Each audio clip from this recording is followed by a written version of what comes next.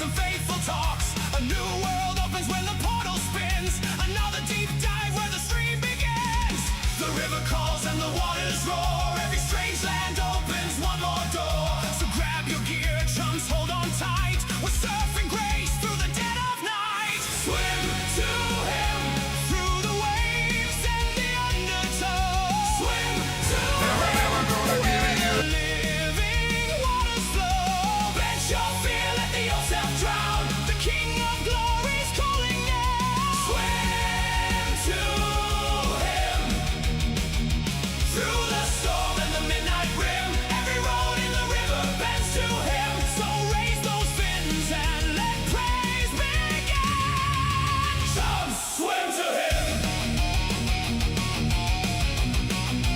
Chums, swim to him.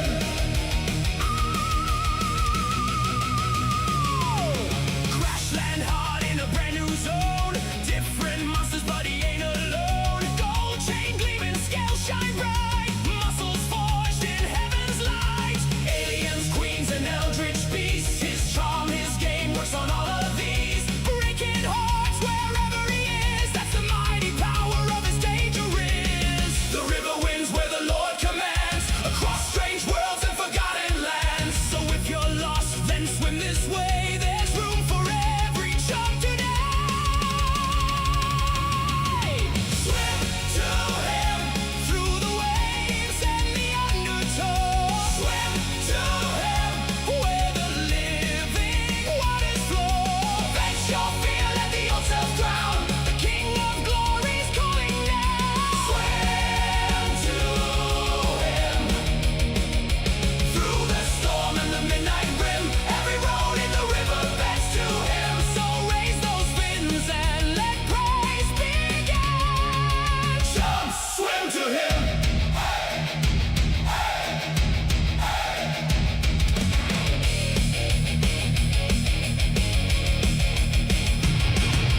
Flex for the Father, dive even deeper, strong in the Spirit, swore for believer. Hey, hey, hey, hey. Chums in the river don't sink, we swim. Chums in the river don't sink, we swim.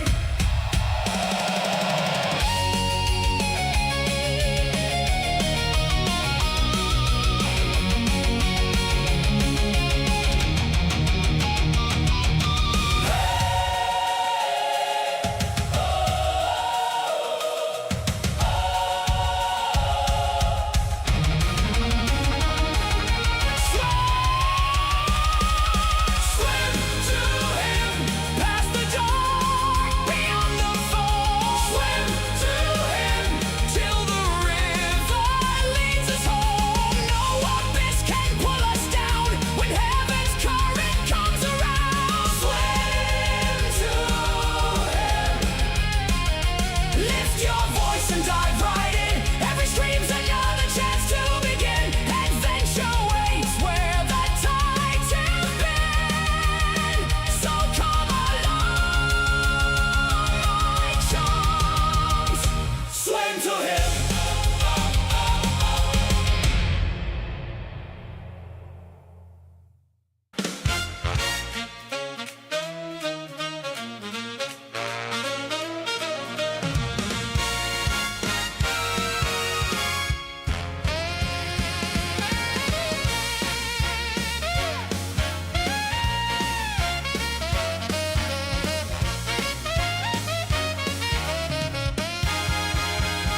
The moon hung low on the harbor tonight, a silver scale in the dark's dim light. I was nursing clam chowder, keeping things neat, when a dame named Marlin slipped into my seat. She said, "Detective, my brother's gone, vanished like bait before the dawn. The cops are floundering, lost at sea. You're the only fish who can tackle this mystery." I lit a kelp cigar and checked the tide. Something smelled fishy beneath the brines. The currents whisper, don't be coy. This case had hooks for every boy. I'm Finn Malone, private eye, swimming where the red herrings lie. Through every net and every trap, I'll crack the case and map the map. The sharks all think I've lost my gill. The eels say I should leave it still, but I don't flake and I don't larp. I'm hunting down the crimson car.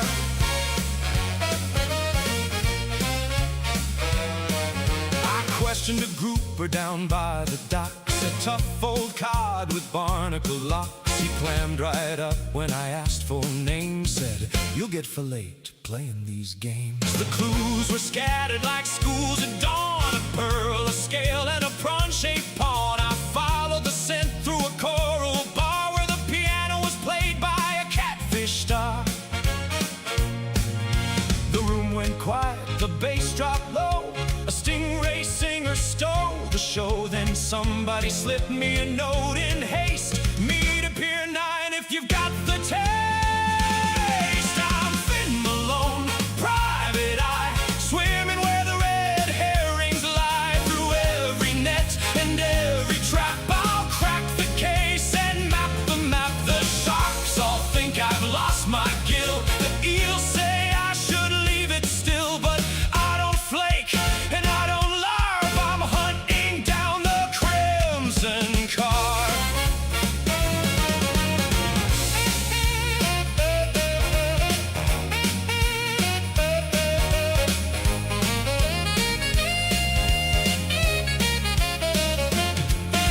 The fog rolled in like calamari smoke.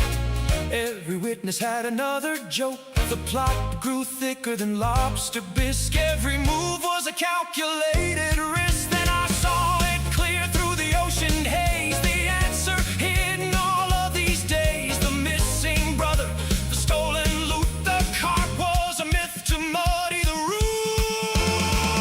It wasn't a carp, it wasn't a cod, it wasn't a squid thrown by the rod. The mastermind laughed from a sunken skiff, a crooked swordfish named Cliff. I'm Finn Malone, private eye, swimming where the red herrings lie. The city's safe, the tide runs calm, justice served with tartar and balm. The sharks can gossip all they please, the eels can slither through the seas. I've reeled the villain, sharp as a harp. There never was a crimson carp.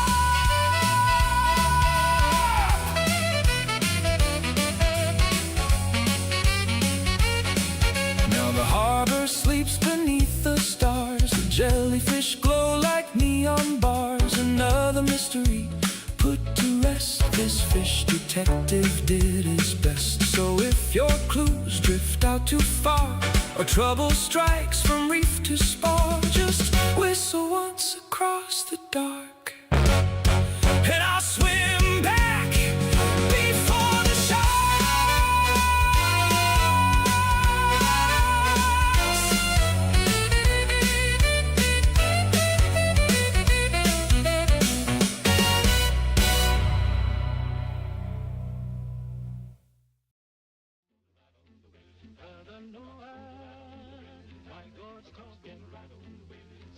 Ride on a wind and tide.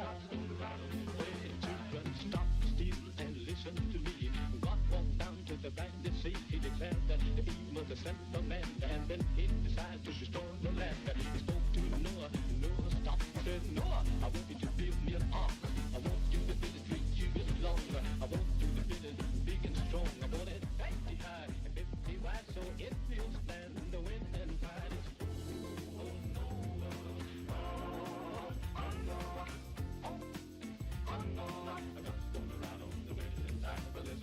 Hey there, everybody! How are all of my beloved, adorable chums doing? My fantastic, cute-codded, beautiful little fish family. How are we? It's good to see you all today. Hello, hello. I even see some new faces out there. How you doing? Welcome in. Welcome into the river. We're happy to have you. I don't know about y'all, but I am pretty happy today. Pretty excited. I ain't small. Dakota, you are the smallest. You are just a baby fetus lady. Hey there, Hades, Ed Boy, Dirkad, Matt, Ayoshi, Mama Hades, Sawing, Gotti. Let's see, who else is here? Scotland, I see you over there. Aquatic, great to have you in. Lavender, hello, hello, hello. Let's see, Ayoshi, James T, how are you, friend? Crafty, hello. Let's see, who else? Deforestator, it's good to see you.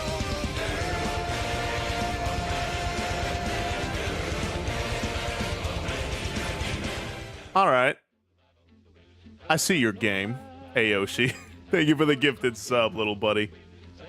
And Avoided, I think that's it. How you doing? Welcome in, welcome in. Jerry, hello, Squirrel, great to see ya.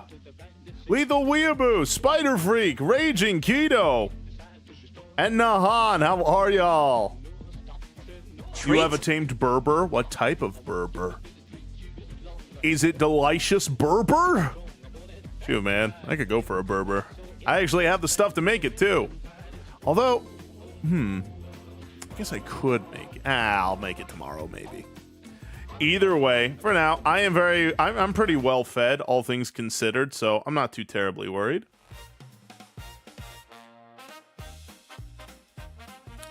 I ain't no fetus. Dear God, why deny what you are? Baconator? Ooh. Delicious bacon. I wish bacon wasn't so expensive, man. I'd be eating that all the live long day if I could. But, freaking, you know, prices and all sorts of stuff. It's insanity. But, when you got the beefs, when you got the meats and the eats, hey, ain't nothing better. Let's see. Okay, let me get everything set up for when inevitably things get wild and crazy. I want your Berber. I don't want to brag or nothing, but it's quite the delicious Berber. You're happy today? That's good, Crafty. What's got you all? What's got your spring in your step? I might suggest, well, Squirrel, we actually do have something planned for today, but I know what you're gonna suggest, and we'll get back to it. I'm taking away the fan art I make. No, I love your fan art. Speaking of, I forgot to actually put those emotes in. I gotta do that later. Did you see my message from before? What was your message from before, Gotti?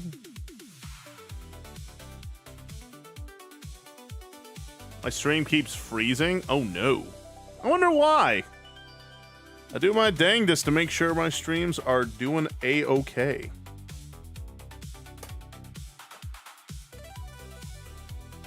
Eventually. 1980s, it's been a hot minute there, chum. How have you been? It's bacon. Golly, man. I could go for some delicious bacon. See, I brought out the fat voice. That's how you know I want bacon.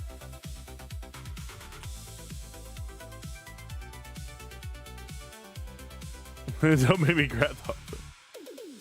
Do a if you have voided the Joker. Do an if. Show him now what?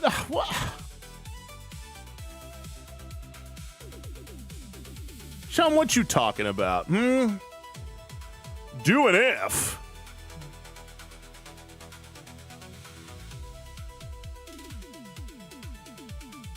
Let's see. All right, let me get everything set up for today's festivities. Perfect. Praise the Lord. All right, everything's good. Now we wait.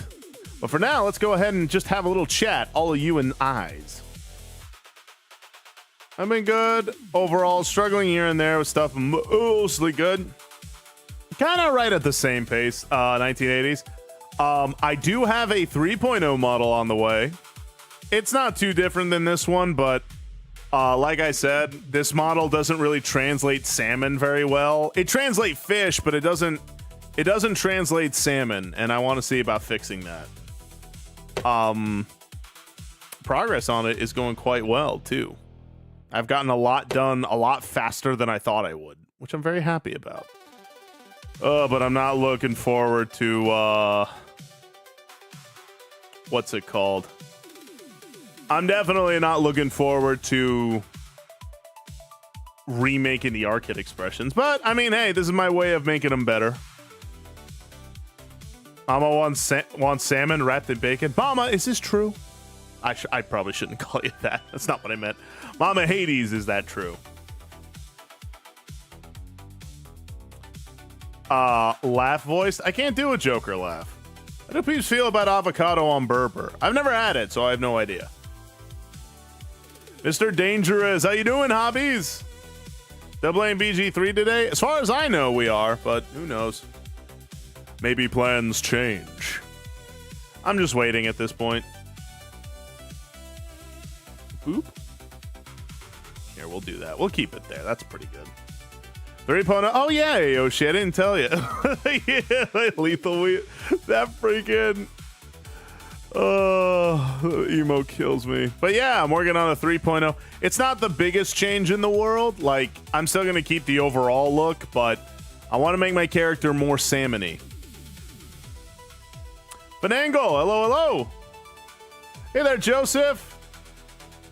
I mean, if you have voiced him. I have not voiced a Joker of any kind. Who are you playing with? We're going to be playing with... That freaking emo kills me every freaking time. Just, ooh. It's, golly, like, I don't know why it kills me every time, but it does. Oh, it gets me.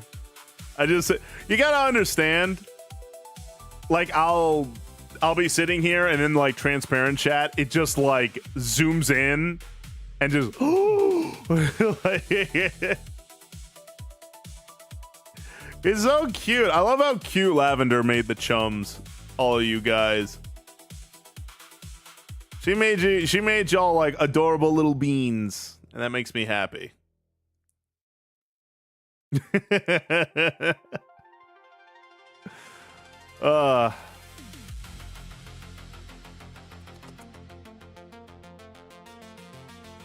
Millennium Falcon and Power Wash Simulator. Are you real? Is that a level in a game like that? Dude, I used to power wash for a living. It is not that cathartic, I assure you. There's little bean burritos. Yeah, but you're all my bean burritos, and I love you guys. I just love how cute she made y'all. Because before it was just like Le Poisson Steve, but with like a nose.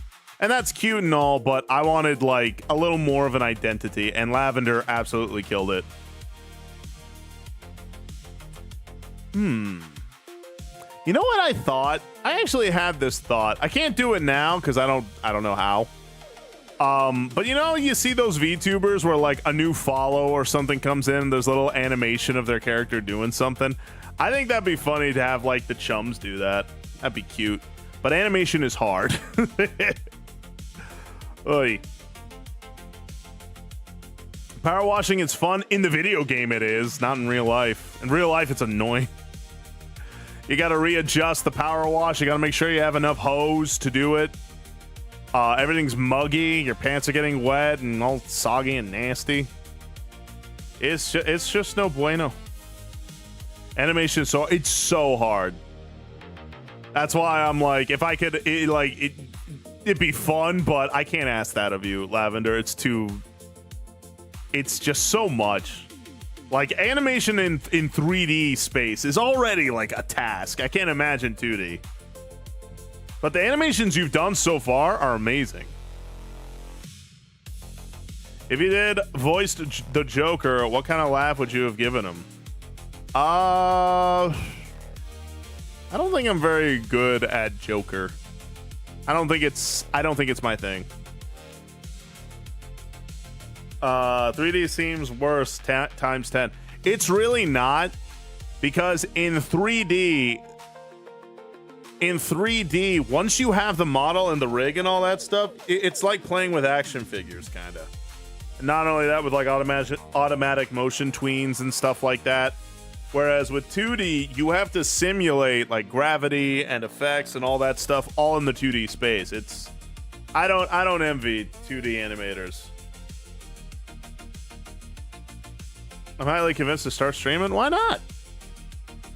You're only one click away, chum. And shoot, start as a PNG tuber. You can do that Leaflet thing. Leaflet came out with that program recently. Where you can have your own PNG tuber thing and all that such. Hey, Reborn. Are voice acting streams a thing? I think so. I've seen voice acting streams where it's like, oh, you pay a certain amount of bits and guy voice acts a thing for you or whatever. Give me a cackle that goes from high to low laughter pitch-wise. I'm not really good at that. My cackle is like hyper normal, like it's just natural. If I force to do it, you'll hear it. My wrist hurts.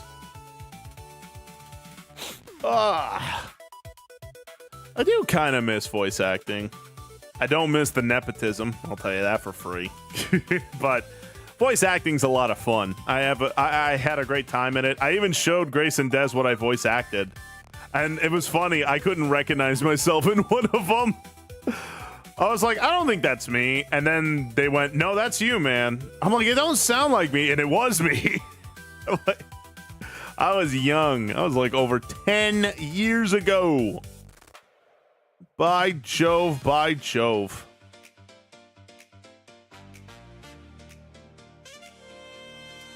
Oh, man. The good old days. Back when I was getting an interview at a Bob Evans, where I got the email of, hey, we saw your audition and we would like for you to voice this character. And I'm like, oh my gosh, it's my first paid role. And it was fun. I think Sea Dog used to do Fivers for content. I kind of did too. Not for content, but for work. So as our glorious brother in Christ. Yeah. So you were 78. Ah, the youngin' years. Why not, Turcod? Take care of you. 10 years, my goodness. I was only 11 at the time. Yeah. I remember. I was job hunting. I was sitting at a Bob Evans. I can't talk. I was sitting at a Bob Evans waiting for the manager to come and meet me. And I got a little vibration notification. But I didn't take my phone out. Because I was like, hey, I'm about to go into an interview. The last thing they need to see is me on my phone. So I went and did the interview. Didn't get the job, fun fact. But when I got out and I went to my car, checked the email, and it said, hey, we'd like for you to voice this character. And I'm like, yeah!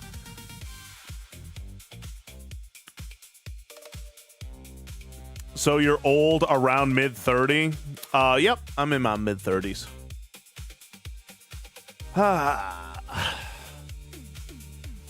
Not terribly young, but relatively young. Nothing too wild. But I'm enjoying myself.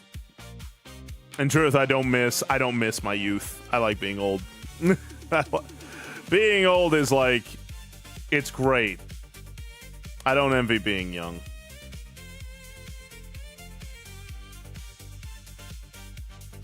So who was this character? It was a Red Dragon Man. But like,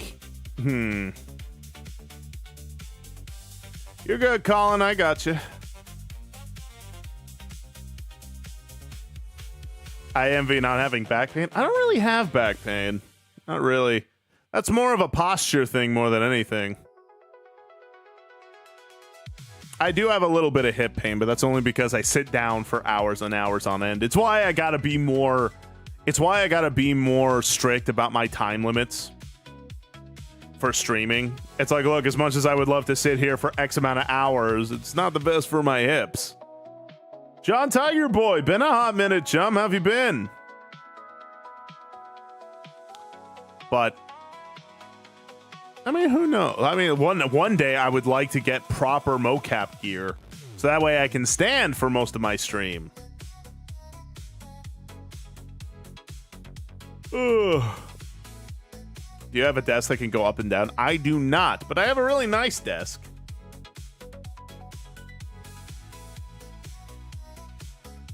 But it you know, I think it's also that I gotta lose more weight. I think it's just I have too much weight coming down on my hips, and my body's not meant for that. But you know, first world problems, am I right? Oh, I sit down too much in my air-conditioned home. Oh. I promise I'm not complaining, but they are things I gotta consider. What's your weight in kilograms? Hobbies, I could either use the measuring system of kilograms, or I could use the measuring system of a country that put a man on the moon.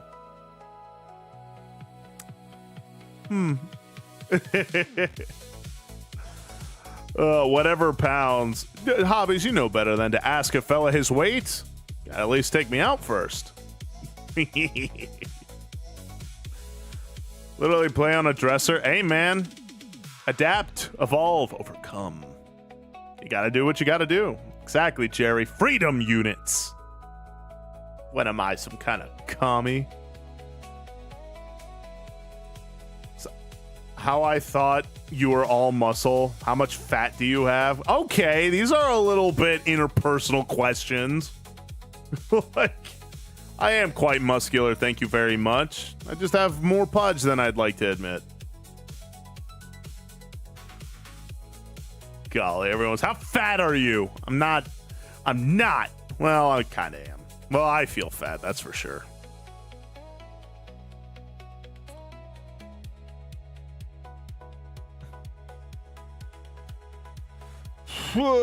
Weight in trout.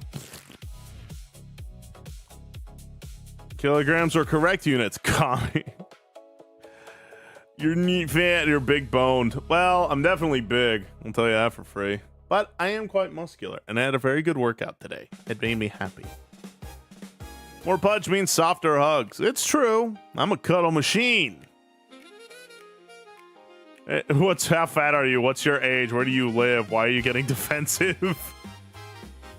Yeah, right? Imagine having the audacity to ask those. Some people do. They're just like, hey, how fat are you? It's like, ooh, okay. Don't say that to cod. Fetuses can't be fat. Hey there, Bluesy. I have the opposite issue. If I stand around and don't move, my hips hurt. I hear that. How strong are your hugs? I don't wanna gloat, but I give quite amazing hugs. Get my big old arms around you and just woo, big hugs. It's one of the things I miss about dating, but I don't know if I miss it that much. Yeah, bear hugs are the best. Yeah, well, they're not so great for my kind, let's say. Let's just say bears would really like to hug me, and not because they love me. It's more like they love the taste of my flesh.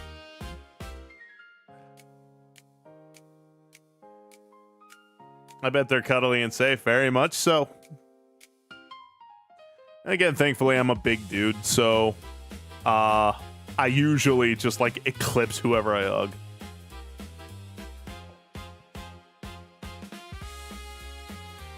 Yeah, right, Keto?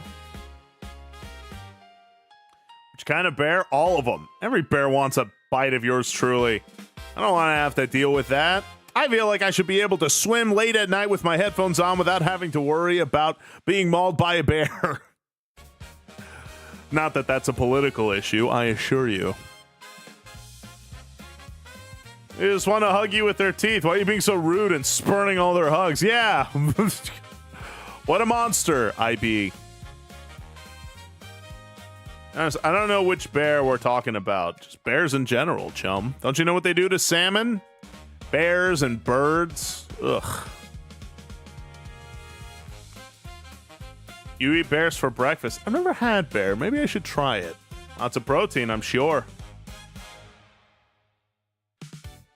Because the bartender and I got drunk, I looked up to you, just say up like I'm 5 years old. You got it, Bluesy.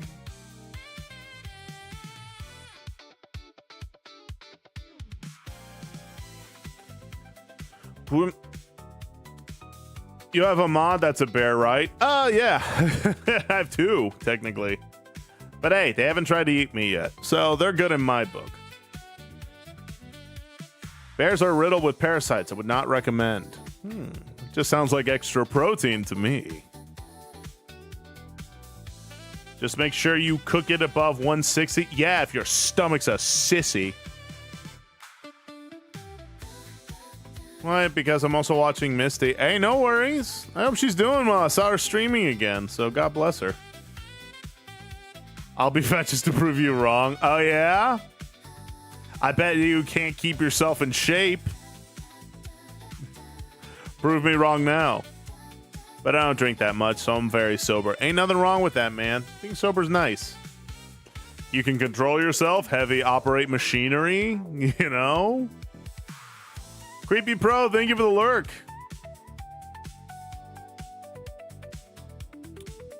Bear is safe to eat if you cook it above 160 like any other meat.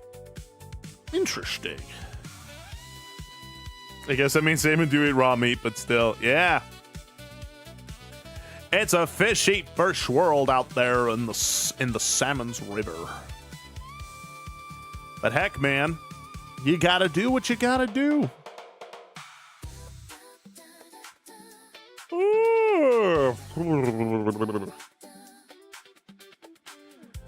Ooh, 35 streams. Great job, Kiba. Just to prove the liberals. You think streams can grow with other streamers or without other streamers or both? Asking for a friend.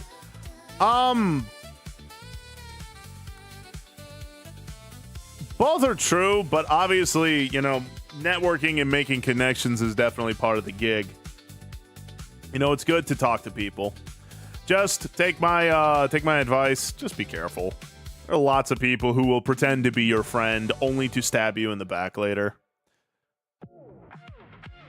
Samson, how do I ask a woman out? Easy. You gotta understand that women are defensive by nature. It's their only like real defense mechanism against possible dangers.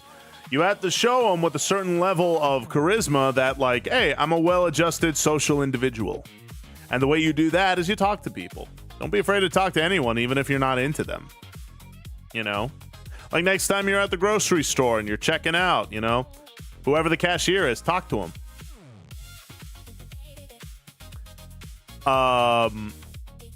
In order to ask a woman out, you just gotta show that you're not afraid to talk to people. She might still reject you. That's just women.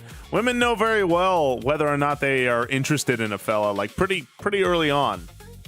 You can just go up to them, compliment them, you know? Be like, hey there. Like one of my go-tos that I think is pretty great is that you go up to her and you just say, excuse me, miss. Sorry, I don't mean to take up your time, but I gotta say you have absolutely wonderful hair or something. Whatever she's, you know, either wearing or having or whatever the heck.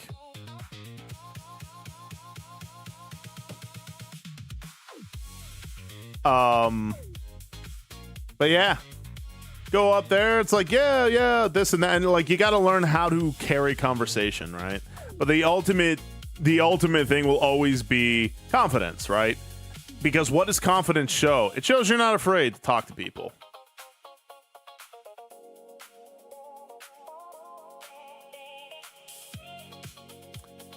And like that's kind of the bit there, right? Because what's the best way to put it? When you're confident, it shows that you're good at talking to people. It means you're adjustable. That's why like it's a cheat code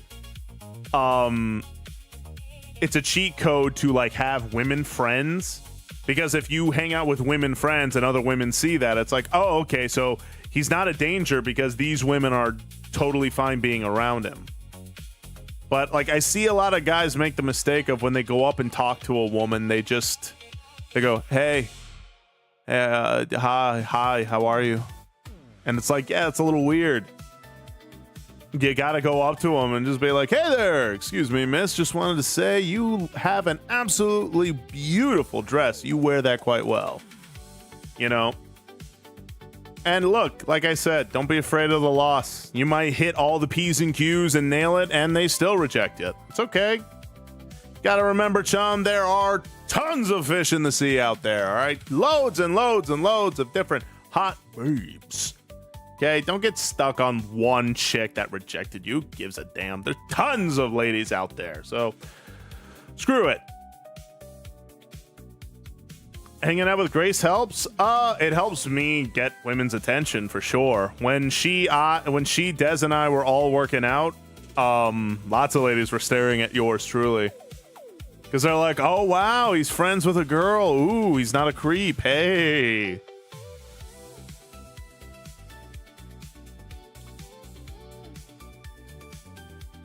A, lost problem. B, I'm introverted.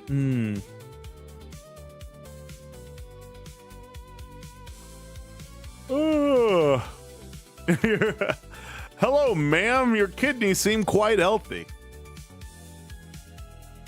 Hello there, darling. Would you like to see the inside of my truck? But yeah. It's like I said, I think something that, and I don't think this is the most popular thing to say, but it's true, is this. My personal belief is, I think guys should cast nets rather than cast lines. Hey, Punch's Couch, it's been a hot minute. Just, What I mean by that is this. You know, there are tons of girls out there. Go out and find them. The only time when you like cut off connection and all that stuff is when you finally commit to a lady.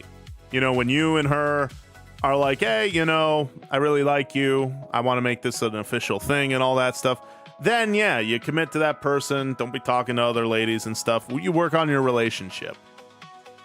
But I never understood the idea of being like, well, wait a minute, you're talking to other girls? To which I'm like, well, yeah, I talk to a lot of people. But also not only that, you know, until I'm into a relationship, I'm going to be looking because I want a girlfriend. Like, that's all.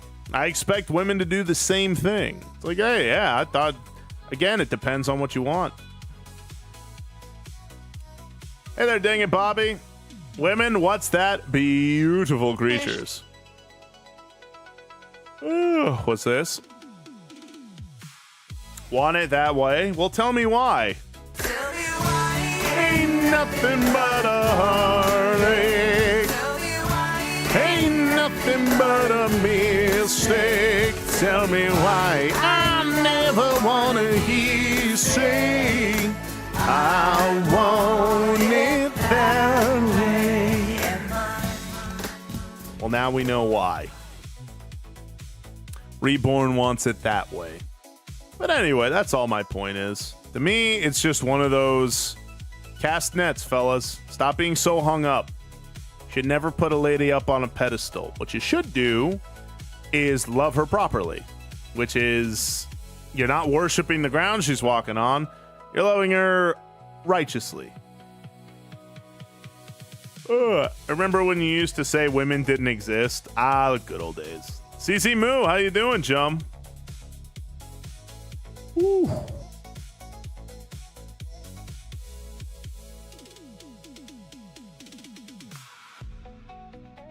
Ugh, golly, all this talk about dating. I don't want to go back to the dating world. I really don't. Oh, yeah. I would rather not. I don't want to date. I don't want to do any of that. It's so friggin' stressful. So much there's so much garbage that you have to swim on through, and this fishy man is just too tired right now. I know I ain't getting any younger, but geez Louise, you know, let me take a break. Doing all right, tired but still kicking. Right there with you. Romanticize my solitude and isolate myself emotionally and physically. Got it. I didn't say all that. I just said, to always remember that, look, there are lots of ladies out there. I'm not trying to say women are replaceable. I don't mean that. What I mean is that, fellas, your self-respect really shouldn't come at the cost. Your self-respect shouldn't be the cost you pay in order to get a date. You know, don't just throw yourself into this carelessly and think to yourself like, oh, I'll do whatever she wants because, you know, I want the date. It's like, that ain't it. The goal should be a healthy and prosperous relationship where you can be you and she can be her and you both get along that way and have a family and all that. Bonker, how you doing? Maybe reborn, maybe. My female coworker is looking for a man, and I'm pretty sure she was thinking about hitting on me. You can have her, Sam. Nah, I'm good. I'm good. I like my women to be a little more in my area. Of course, reborn, of course. I gotta deal with my problems before I deal with any problems in a relationship. Well, yes and no. You gotta remember to, like, don't get me wrong, I'm all for dealing with your problems, and you definitely shouldn't be looking at your spouse as the solution to your problems. Obviously, that's not healthy. But also understand, you're always gonna have problems. Everyone is. You know, even her. The key isn't whether or not you have a problem. It's more of the, can you guys communicate well? Can you talk the way she hears? Can she talk the way you hear? And can you both solve each other's problems in a healthy and constructive way? You know, because you're always going to have that. You're supposed to get along with a woman you want to date? I know, crazy to think about. I know, got it. I'm all right. I'm all right. I'm adjusting my sleep schedule, so forgive me if I'm a little low. You sure she comes with a set of kids off? Yeah, I'm good. I'm good. I'm good, buddy. Alternate, how you doing? Yeah, I had a good meal. Yeah, she has problems. Remember that. Well, I mean, thank you, Blizzy, for the stretch. Like I said, we all have problems. I have problems. I think everyone does. I don't know. I wouldn't call myself a dating expert by any means. It's just when I finally learned what the game was. You know, when I finally learned what the dating game was, I went, oh, well, shoot. Who cares? I'm just going to do my thing then. It just, like I said, and I've said this a million times, so I'm not going to go super into this, but I am legitimately sick and tired of women who don't know how to play it with me, if that makes sense. I'm sick of women who don't know how to play the game with me, who don't know how to flirt too. You know, let's, you know, do this dance together, so to speak. And it just, it's just disheartening. And I like I said, I don't blame anybody. I'm not like looking for something to go, this is your fault. It's just unfortunate. And that's the end of that. Just ask my husband. I'm a whole load of problems. Treat? Well, yeah, you are, and so is he. But again, it's about how you guys talk to each other, how you solve those problems. And if you can't solve those problems, how do you deal with those problems, you know?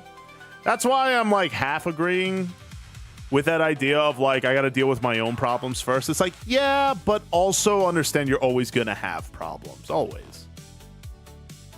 You're starting to sound like a good and rational man. Not very chud of you. You know what? You're right. Never mind. It's all women's fault.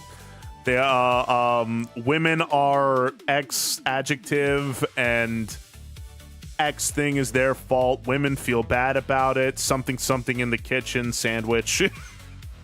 I'm too lazy to be sexist right now. You sick and tired of women who don't play Pal World? Yeah, exactly. See, Bonker? Come on, I wouldn't have to have a Lavander if you would just play Pal World with me. Imagine telling your girlfriend that. Yes, I have this lavender. It's because you won't build a base with me. What's wrong with you? Trying to include you. Now I gotta settle for a lizard. Ew. Gotta play the love of the game like old Greg. Yeah, I wouldn't know. I'm single as Pinky. Yeah, but you'll get someone alternate. You're young. You got time. I would like a sandwich. Me too.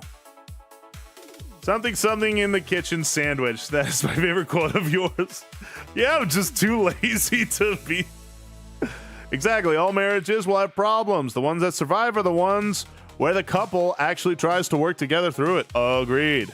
I'm too tired to be sexist right now. Valid. I want to be flirty and stuff, but I can also be slow on it and miss when someone is flirting with me. That's the thing, Moo. Yeah, I love being flirty. Being flirty is fun. But as I've learned, some people can't handle it. Is the secret to male loneliness lavender? Yeah. Look, if my girlfriend doesn't want to eat chips and sip diet soda and play Burnout for the PS2 when I get home, then what's the point? Exactly. I have this lavender because you won't play your Minecraft bed next to mine. Yeah, this is your fault, quite frankly. But for real, my mom and dad said the most important thing in their marriage is forgiveness. Yes. Forgiveness, compromise, and probably one of the biggest ones, I would say, is not keeping score. Look, I get it. It's easy to keep score, especially as a dude where everything is so pragmatic, even dating. And again, the big, what's the word? The big catch-22 of being a dude in the dating world is that everything is always so pragmatic. And there's a lot of ladies who think like, oh, wow, it was like destiny and all that. When in reality, it was a dude doing what dudes do best, which is control things. And so it can be really difficult when it's like everything that I seem to have is always based on what I earn. You know, I earned her affections, so it's easy to keep score. But don't do that. If you keep score, you'll drive yourself to bitterness and it'll be hard to communicate. That's also why I'm a big fan of just calling things out when they happen. So a waste of time at work because we don't have enough of it. We're already ahead and running out of work till we get our annual bulk orders. Okay. It's just mostly men. Really? Well, I mean, I'm right there with you, little buddy. Lots of furries like this boy. Do we all want to try to bring up the mood and try to come up with our best pickup lines? I come up with my best pickup lines on the spot. I gotta see what they're wearing, what they're doing. And modern dating is worrying. It is. Well, like I said, like as a dude, everything is always so pragmatic. And it sucks. Like I said, don't keep score. And like ladies, same thing, don't keep score. If you have a problem, there are ways to discuss it. There are ways to get through it together. And you've got to do it.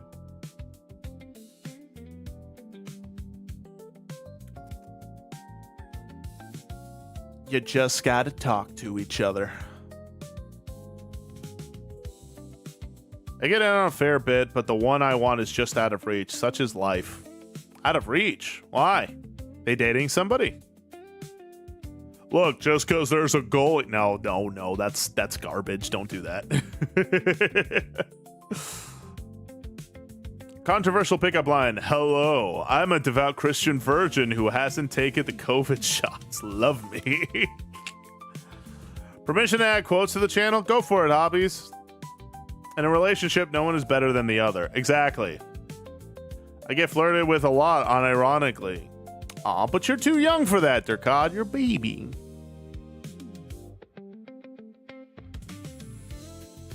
Hashtag complicated, Sam. Hashtag complicated.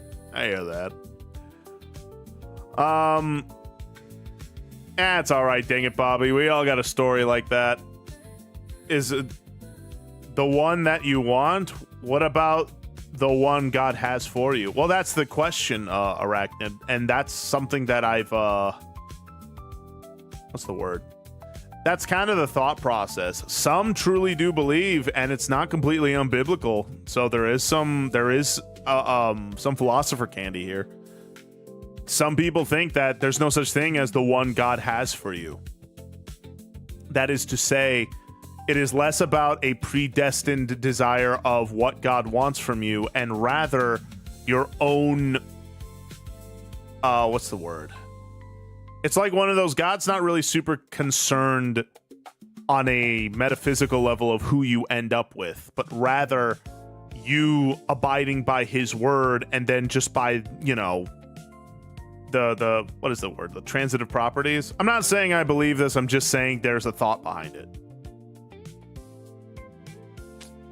Yeah, I've seen multiple flirting attempts, but they are really two-dimensional as they just compliment their butt or legs. Well, see, that's the thing. This might this might sound bad, but complimenting someone's butt or legs, that's for like when you guys really get close, you know? Because it's like girls don't like it when you compliment their butt, their legs. Nah, they do. They very much do. But they want to know that you're not a creep first. So if they like you and, like, you know, they know that, hey, you're an upstanding person, you care about them and all this stuff, oh yeah, then they're gonna absolutely want you to compliment those things. But right off the jump, nah, don't do that. I have a literal boyfriend. Is he a fetus too? He better be. I don't want no one getting hurt. If Lavender was real, I would like to have her as my girlfriend. Me too. Relationship Armenianism. I don't fully know what that is, but essentially it's one of those, the thought is, and I'm not saying I believe this, I'm just saying this is the thought. Some people believe that God doesn't have one for you, that the quote-unquote one for you is something you have to build yourself. Now, obviously, you do it with God in mind, and God will lead you in the right places, but it's not that he so much has someone for you. You know, in a few years, we could just buy our cat girlfriend Android and we'll be right with the world. It's scary to think about. I like to be chill and get to know people first before I cross the flirting line. I'm demi-pan, so that's definitely par for the course for me. No, I hear that, but if I'm interested in someone, well, like, this wasn't always the case. I used to flirt with any and everybody because I thought it was just like a fun thing to do. Now I have kind of molded myself to being, hey, if you like someone, then you turn on the flirt with them. I like flirting. It's a lot of fun.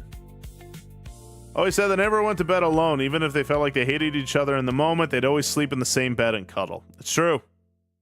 There's some things you gotta keep it to it.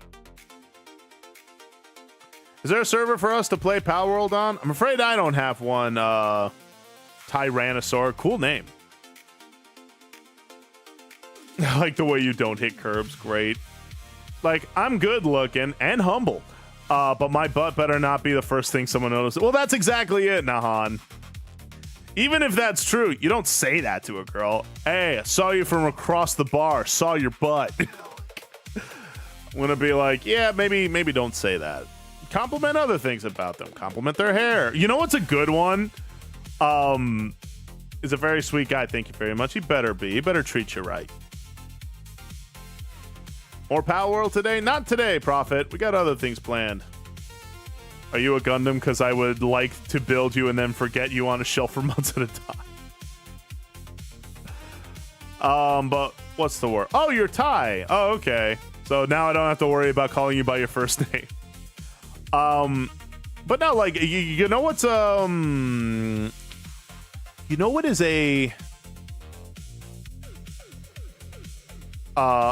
you know what is a bit of a weird but weirdly effective thing to compliment a lady on? Her eyebrows. Now, I know that sounds weird, right? It's like, wait, what? Really? It's like, yeah, well, think about it. Ladies oftentimes hear a lot, you know, oh, you have such beautiful hair, that's such a beautiful dress, or you have such lovely shoes, or that's a pretty purse, or something. You gotta understand something. And fellas, this is the big thing. You gotta understand, ladies get complimented very often, mostly. Like even women who are what we would consider quote unquote average, they get complimented a lot. Like a lot. So they hear a lot of the same things. But very few women hear, it's like, hey, I apologize if this sounds weird, but you have absolutely lovely eyebrows.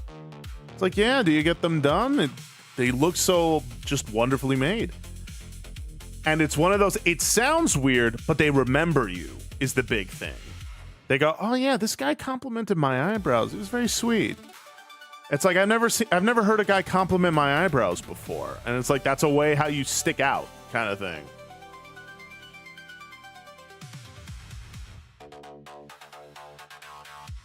That's pretty unibrow you got. That's a pretty unibrow you got there. Yeah.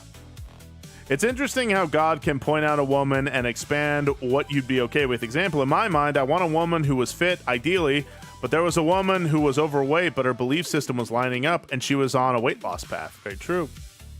And nobody wants a unibrow. That's just also very true. Guy or girl. I think unibrows are just universally like...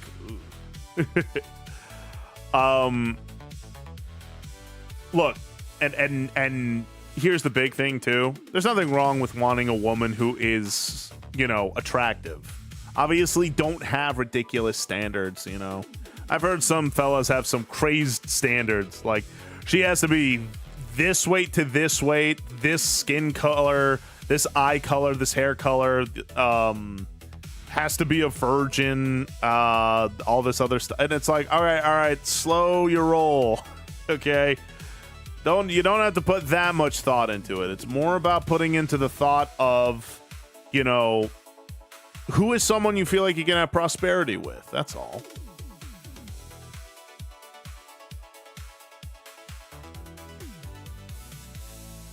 Don't do that, hobbies. Just shave the middle part. Yeah, 6'7" Amazonian supermodels only. It's like, yeah, like, no, don't have crazy standards like that. Now, with that said, don't be afraid to have standards. If you want a beautiful lady, ain't nothing wrong with that. I think every guy wants that. I think every girl wants a handsome man. I don't think that's unreasonable.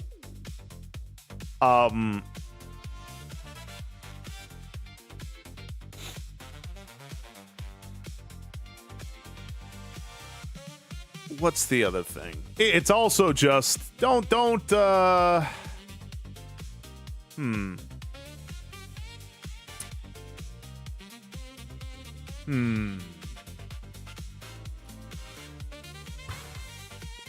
Dating's just this weird mix of having boundaries versus being reasonable. You know what I mean? Like it's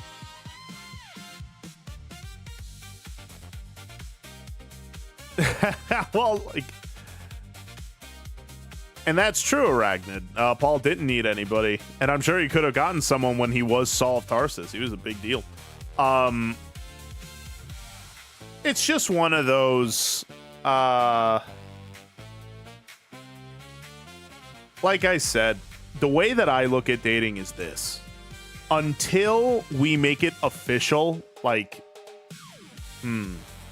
until we make it official, like an official relationship and stuff like that, basically anything goes. I don't expect anything from her, and I would hope she doesn't expect anything from me. Because, again, us going out on dates, that's not us in a relationship yet. That's figuring out if we want to be in one. And I know that some people don't like that because they're like, well, wait a minute, that's basically like you're cheating on them. And I'm like, I don't think it is. I haven't committed to anything. Once I commit to them, then yeah, obviously I'm not going to be going on dates with other girls. That's messed up. But basically, I go into like dates and possible romantic opportunities with not the expectation of she's going to be everything I want. It's more of just, all right, go in with no expectations. Let's see what she has to offer. And I would hope she does the same with me, that we just go in and we learn about each other. And I don't think it's a sin to not be attracted to someone. So if I've had it plenty of times where women go like, yeah, you are wonderful, but I don't really see this working out. I go, hey, and like, let's say I did see us working out. I go, okay. Completely understand. Appreciate your time. And then I just move on. What if she farts on you? Does that mean you're close? That is... I mean, you have to be pretty close for that. Yeah. Hello, I'm the ex-serial killer known as Saul. Now Paul. Women swoon. Oh, wow. I hope you're all right, Gotti. The way women approach it. You move on, you don't stalk her? Surprisingly, no. I absolutely don't do that. Well, because, and I say this with love in my heart, I don't find, it's one of those what's the word? Women shouldn't bother me to the point where I stalk them. But not just women, it's just people, you know? No one should bother me so much that I like a supervillain plan and stalk them and try to, you know, plan their downfall. You know what I mean? Like no one should ever occupy my mind that much, you know? There can absolutely be rational and understandable standards, like wanting a partner that is open to wanting marriage later down the line or not. That's reasonable. Not, I want no flaws at all. That's what I mean. Just be honest with it. Takes time to have confidence to rip a good one near a person you like. It's true, but once you do that, I mean, you guys are hitched, basically. Should I learn the salsa dance if I want a Latina girlfriend? Yes. Just Hispanics and Latinos all have it just inherently in our DNA. We see someone do the salsa. Ooh. Hey, papi. Like that. Like, I'm serious. It works. Why aren't you trying to get me back? Yeah. Like, it's just... Or like an actual obsession with a person. Yeah. Talking about dating advice? Yeah, kinda. How you doing, Safety? Many historians think Paul had an eye deformity or infection that followed him his whole life. We have some writings that suspected to be his and letters that are huge and poorly written and just speculation, but he also preferred to have his words dictated as well. Nice. All I'm really saying is, like I said, I go into dating without the expectation, you know? And I find that a lot of, like, there are some women who get really pissed off at me because they're like, okay, it's kind of the culture now where it's one of those, hey, you're talking to me, you shouldn't be talking to anybody else. And I'm like, whoa, we are not in a relationship yet. Once we're in a relationship, oh yeah, I'll cut off every other lady and be like, hey, listen, I found someone, you know, I appreciate your time, yada, yada, yada, yada, yada. Like all that, this, that, and the third. But there's some ladies who, like, get pissed off at me because I had the audacity to be talking, like, you know, the audacity to be searching for the love of my life or to find a girlfriend of some kind. It's like, look, until we get into a relationship, you don't have the right to tell me, like, I'm not allowed to do X, Y, and Z. I'm not telling you what to do. You know? Some people can't separate the habits and boundaries of dating and courting. Well, not only that, it's kind of the catch-22 of having charm. Because sometimes people who have a lot of charisma invoke a lot of attachment very quickly. And so people get territorial. And I know dudes do the same thing. I'm sure all the ladies in my chat have tons of stories of dudes who thought they owned them before they committed to anything. And it was like, oh, no. I mean, not if the relationship isn't official. What do you care? You didn't say you were my girlfriend. Yeah, kind of. Like, that's what I mean. Like, if we haven't committed to anything, then no. Not yet.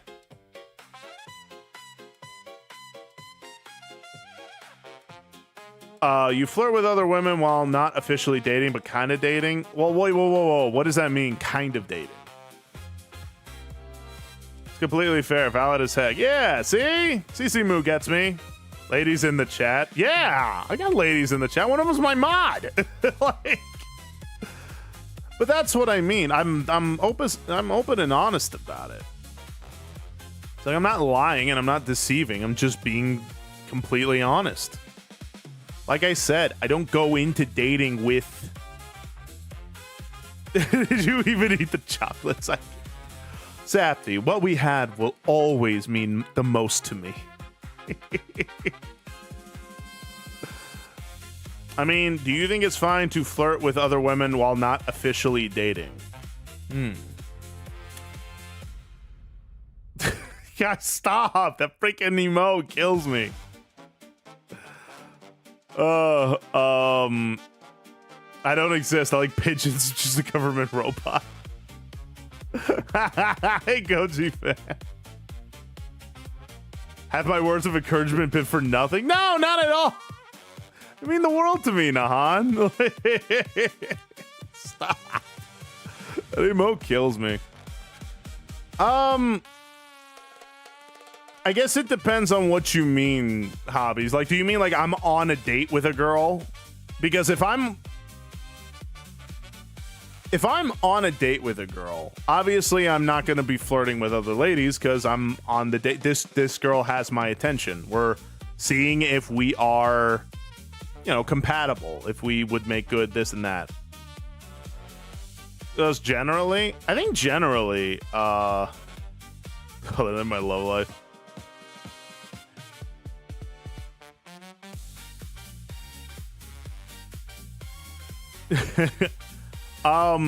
Justin, generally, yeah, I think it's fine.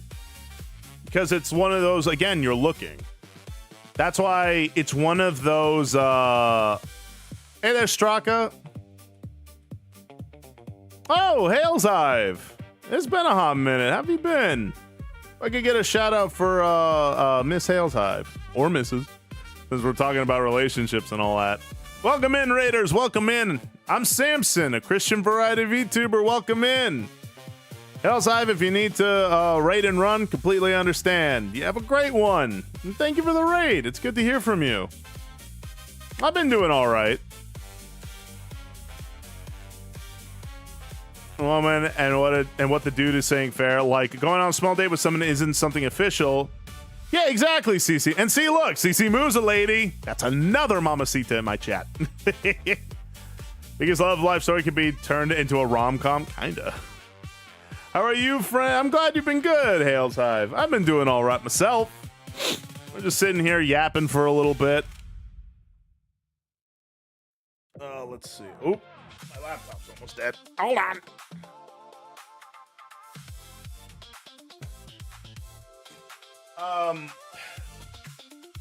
But you're already with one, kinda, so isn't it better or not? Well, here's the thing, hobbies. I would have thought creepy before sad. Wait, what? Oh, well, yeah, what Crafty said. Yeah, it said that some people think that they own someone before their date. Because here's the thing that I've learned. Hey, Kaden. Love a good app session. Me too. Were you shouted out? I don't know if you were you? If one of my mods could shout out Hails Hive, show her some love. If it's one date, then I guess, but if it's more than one and it's still kind of the judging phase, then why? Well, that's the thing, hobbies. Like,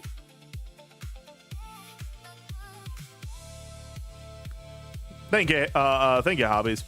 That's the thing, hobbies. When you are dating someone, or when you go out, okay, let me make this clear. I'm gonna make this completely clear. Hey there, Rain. Let me make this completely clear. There's a big difference between being in a relationship and going out on dates. As you begin to date someone that you really like, you will just naturally gravitate more towards them, I say just keep things completely 100% honest and open.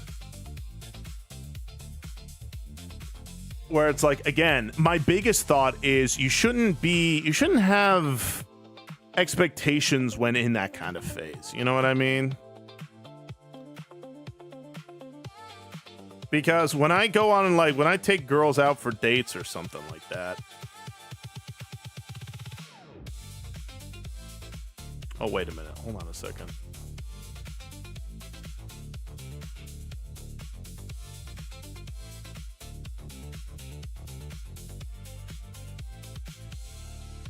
Ooh, my laptop's kind of chugging. My stream's still up? Forgive me. Just want to make sure everything's still up and running.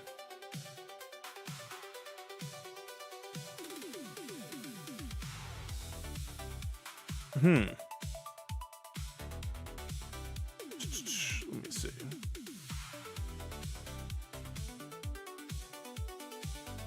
Yeah, it's we're dating versus we're a couple. Two very different things. Yeah.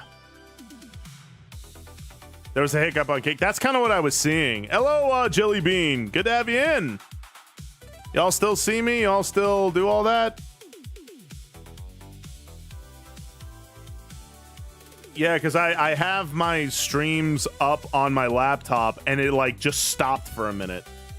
And I was like, oh, no. I hope everything's all right. It looks good now. I just wanted to make sure everything was good. Treat? His quote? What quote? How you doing, Solin? I'm doing well, Jelly Bean. How are you?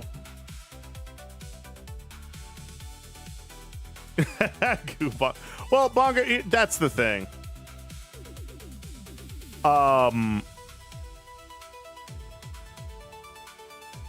Like I said, it's just one of those.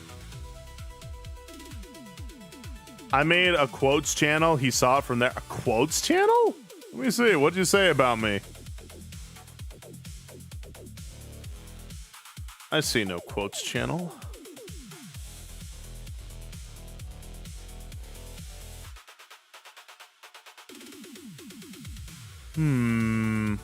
Oh, wow, that is new. Wasn't I? What? I never said that, did I? Get out of here.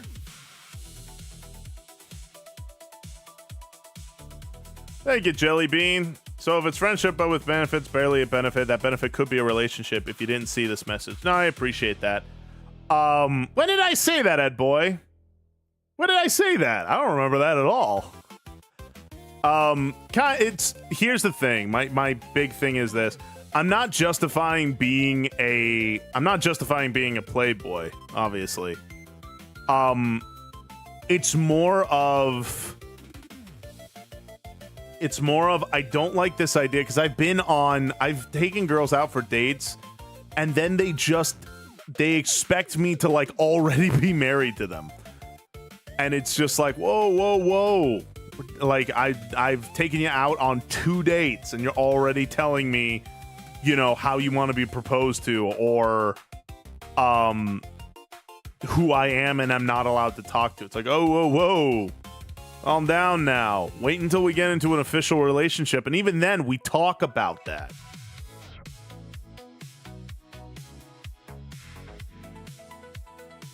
See if I can find all my older quotes of yours. Don't do it.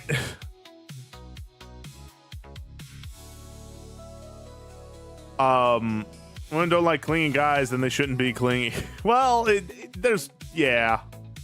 I think it's an issue of how different people view dating relationships. Some people think, to some people, going on a date is serious, while others, it's not a huge deal. Well, here's the thing. I'm kind of in the middle about that. It's a big deal in the sense of you should treat it with a level of, like, sincerity, obviously. Now, granted, I'm a big proprietor of, you know, dating with intention. I'm not a guy who likes to date casually. Meaning, I'm not trying to just, like, go on dates with multiple women because I'm bored.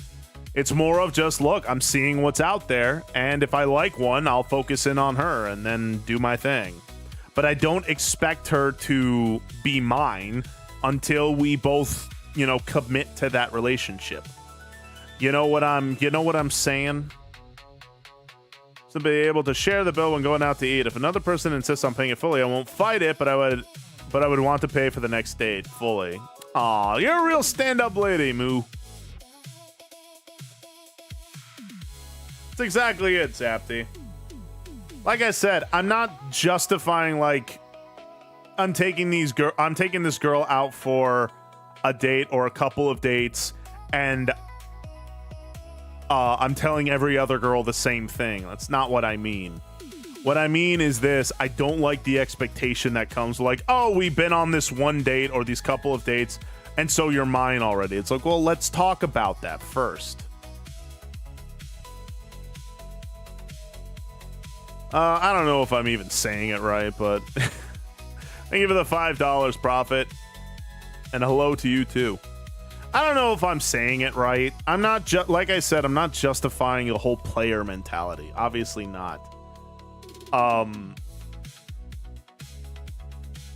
But at the same time, I also don't believe that people have a right to you without discussing it first. Like, I don't know. I don't even know how to say it. Who knows? My tired brain just don't really got it in me right now.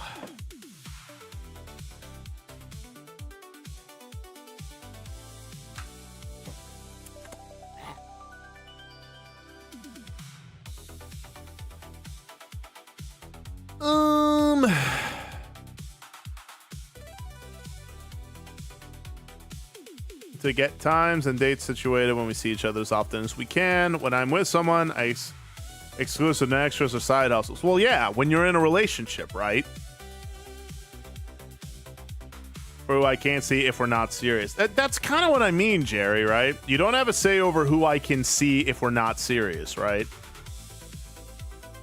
And look, I get it. The temptation to be territorial. Like, I get that. We all have that. Everyone. When you really like someone, and it's easy to get territorial. I get it. Like, you know, nothing wrong. Oh, I shouldn't say that, but it's natural. I get it. But you have to tell yourself, this is where the spirit comes in versus the flesh. You got to tell yourself, it's like, look, if I'm really this territorial over someone, then I need to talk to them and be like, hey, listen, I really like you and this and that, and I would like to make this exclusive. And obviously, when you are in a official relationship, yeah, then you shouldn't be flirting with anybody else. And like Salin said, no extras, no side hustles, none of that. You don't have, because I've heard dudes talk about that. Oh, I'm in a relationship, but I have additional prospects. I go, brother, that's just cheating on them at that point.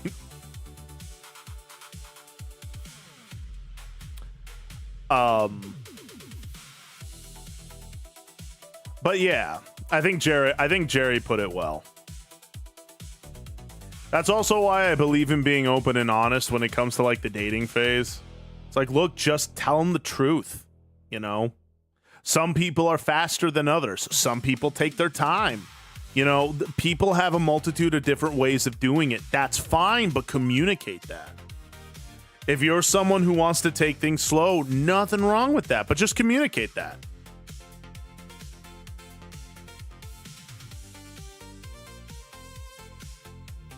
You're messed up if I haven't been. Yeah. You have old man brain from time to time. I do. Like I said, I don't even know if what I'm saying is making sense. If you're dating and you have a stable. What do you mean, Straga? Like other people? Because, yeah. Like I said, it is what it is. Exactly. I hate guesswork. Don't play coy with me. Just tell me stuff. That's exactly it.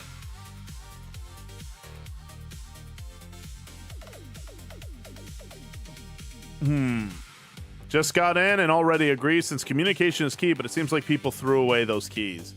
How you doing, Willaris? Like I said, I don't think I explained it super well. I'm not the best with words. Smelled pretty. Minty Abby, thank you for the follow. Welcome to the river. Like I said, I don't know how else to explain it though. Is that right, Hobbies? Oh wow, time flies. If you're in a relationship and then you have people to have around simply in case things go south, I drew like that. It's effed up. I agree, 100%. because it's one of those, that's not how it works. You shouldn't have a contingency plan like that, you know? Don't get me wrong, you'll be okay, but loving the model, I appreciate that. I made it myself, and I got a 3.0 coming out, so look forward to that. How are you, Minty Abby? Like, you forgot to eat, sleep, slow down, and to take a breather. I have that problem. I'm a bit of a workaholic. Aw, hang in there, little buddy. I like that. Sorry, I keep fat fingering. No worries, man. I keep fat tonguing. I don't know if I've described what I meant well. I just like it when they hide very important info from me. It feels like they just want me for everything but a healthy relationship. Well, some people do alternate, and some people don't even know that's what they're doing. You know what I mean? They may not even really fully realize that they're hurting you or, you know, using you. And I'm not saying that justifies it. Obviously it doesn't. But some people just, they have a hard time being able to tell those things. God bless you, Bluesy. Do that with your girl. Don't call it that, yeah. So I love to see people making their models. Apologies if I stumbled into an important... Nah, we're just yapping, Minty. And I'm all for having multiple perspectives here. Again, disagreement is fine, disrespect is not. So, you know, no apologies needed. Welcome back. How you doing, Psycon? Well, go eat, Durkod. You're a growing lady. You need to have your greens and your meats. But yeah. I don't know. I don't like going into any kind of relationship, not even just romance, like even friendship and stuff like that. I don't like going into these things with like expectation. Like, you owe me this thing, you know? Because when I take a girl out on a date, I don't expect her to be or to do anything. It's one of those, I'm going in to find out who she is. And it's just one of those, I wish women would do the same with me. Because oftentimes I take a girl on a date and she expects everything of me. And it's very exhausting. I feel like you explained it well, but relationships are complicated things to put into coherent words. Appreciate that, Keto. I just don't want anyone to think that I'm justifying being a player. I'm not. How you doing, Crafter? I'm doing all right. Psycon, call some of them back. Call them, be like, hey, I applied here X amount of time ago. I just wanted to follow up. I need to eat too, but that's work. Come on, well then order something. Order something. Random post, how you doing, Jum? Relationships is me respecting the other. That's exactly it. Well, like, okay, like in relationships, I do have expectations, but they're very minimal. Like, I expect you not to cheat on me, you know, like all that kind of such. But like with dating, I don't come in with expectation. I come in just being like, okay, who is this person? Let's see if they're, you know, let's see if we get along. Have you met Lucky Luke in your lore? Who's Lucky Luke? We went on a date, you're mine forever, and if you date another woman, I'll drive her away. Exactly. It's like you're getting too possessive. It's like, calm down. Like, for instance, what was it? There was, what was it? It was one of my exes, I remember, when we started dating. Like, I'm talking like officially, I need to stop saying that. When we started a relationship, let me say. When we started a relationship, I remember, like, she would tell me about how, yeah, while talking to me, she was out on a date, or not while talking. How do I say this? Shoot. She said, yeah, while we were still in like kind of the dating phase, she was telling me like some horror stories of her being on a date with like other dudes. Way, like, not while we were in a relationship, while we were just like two people seeing what was what. I already ordered dinner last night. Me and my hubby have been loving this taco place, but it's expensive to order food in. Fair point. While she was seeing you, no, like, again, I'm not explaining it right. That's not what I mean.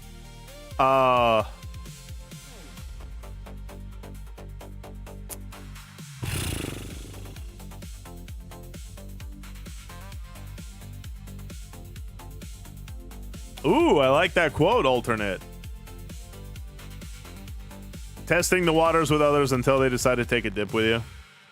Like, that's kind of the thought, right? Is that a red flag, green flag, or a sign you should do stuff? A woman who complains too much about her ex, definitely a bit of a red flag. While you were dating, she was telling you her past horror stories. How do I put this? And I agree, Keto.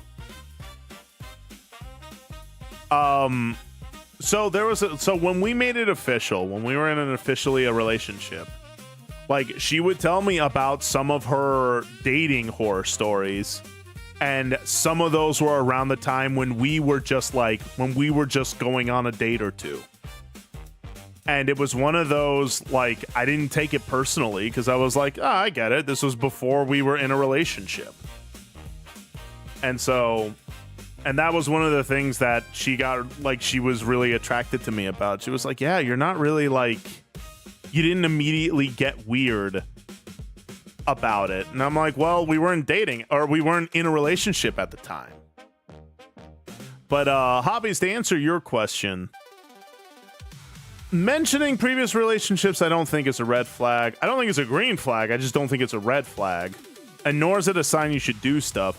What is a red flag, if there is a specific ex that she keeps bringing up and keeps, like, even if she's complaining about him, it's like, okay, because that would make me uncomfortable. If she kept talking about this ex over and over and over again, then I would talk to her and just be like, hey, listen, it's making me feel a little almost like you're comparing. You know what I mean? Like I said, you just talk to them. If her ex is on her mind a lot, I see it as a red flag. Not that they're a bad person, just have some issues. That's exactly it, Safty. I'm not saying, like, I'd be like, all right, I'm dumping you. It's just, okay, honey, this is making me feel kind of weird. Because usually when someone talks about an ex over and over and over again, it usually means they're not over them. You know what I mean?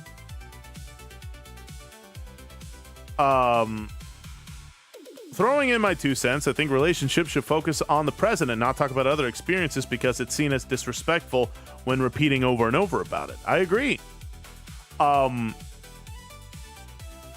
Because it's like, I agree with that. You need to live in the present with it all. But I also do understand sometimes a story might come up, you know? Like, for instance, me and my ex were just we were out and about, and I told her a story of a previous ex that I had dated. We went to the beach, and her son just straight up almost drowned, and that was it. I didn't talk about her any more than that. I was just like, yeah, I remember that time. She was like, oh, goodness, is he okay? And so on and so forth. But I agree. There's a difference between telling a story in passing and obsessive over, you know, one or a couple of people. A bit of a yellow. Yeah, like, it's getting there. Starling, how you doing? That's why I'm just like, yeah, it's not like you're dating a girl with a son. Cool. I was way back in the day. It was a big mistake. The kid was nice, but the girl had a lot of growing to do. An hour and a half, dang, yeah, right?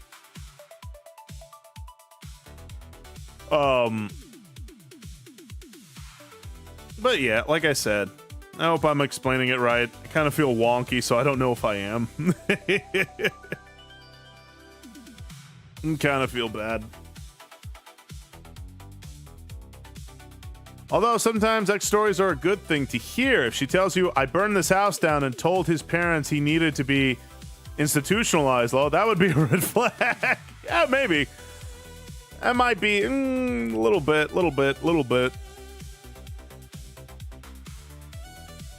But yeah, like I said, I'm no dating master by any means. In truth, I'm hesitant to go back into dating. Because I'm like,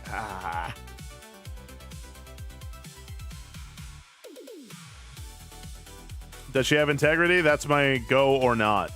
Fair. It's a fair one. Hey there, Ryzone. We're doing well. How are you? We're just yapping for a bit. Ooh.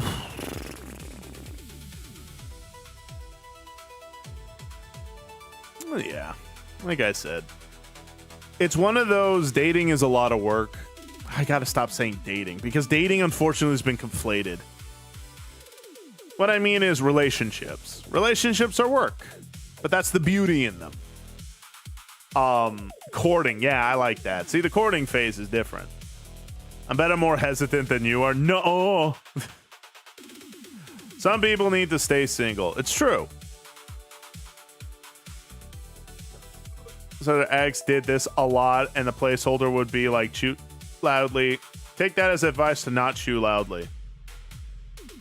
I mean, if the stream is all yap, I'm in. Well, we're yapping for now. If they don't have violent tendencies, is something I'd look for. That's probably a good one. I would chew more loudly. Dude, I had a buddy of mine who freaking hated the sound of chewing. Like, he would get, like, absurdly angry with it. Now, thankfully, I'm not a loud chewer.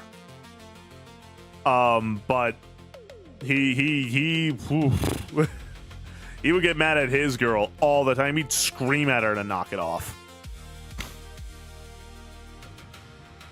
We waiting on Mushy? No. I was waiting on Grace, but I don't know. I don't think she's live. It don't matter. Worst case, Baldur's Gate waits for some other time.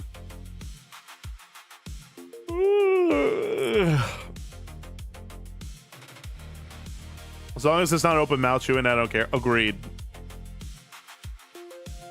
Tell her, put these headphones on and chew very loudly. Turn the Baldur's Gate. That was the plan. We'll see if it still is. What if you really like a chick and she did peanut after jelly when making a PB&J? Well, then that's something we are going to argue about quite often.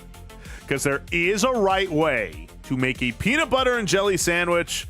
And again, no one has been able to argue me on that. I made my logic clear.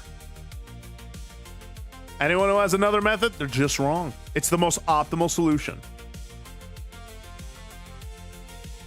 And if she uses a spoon to make a sandwich, divorce. That was the plan, Arachnid, but we'll see.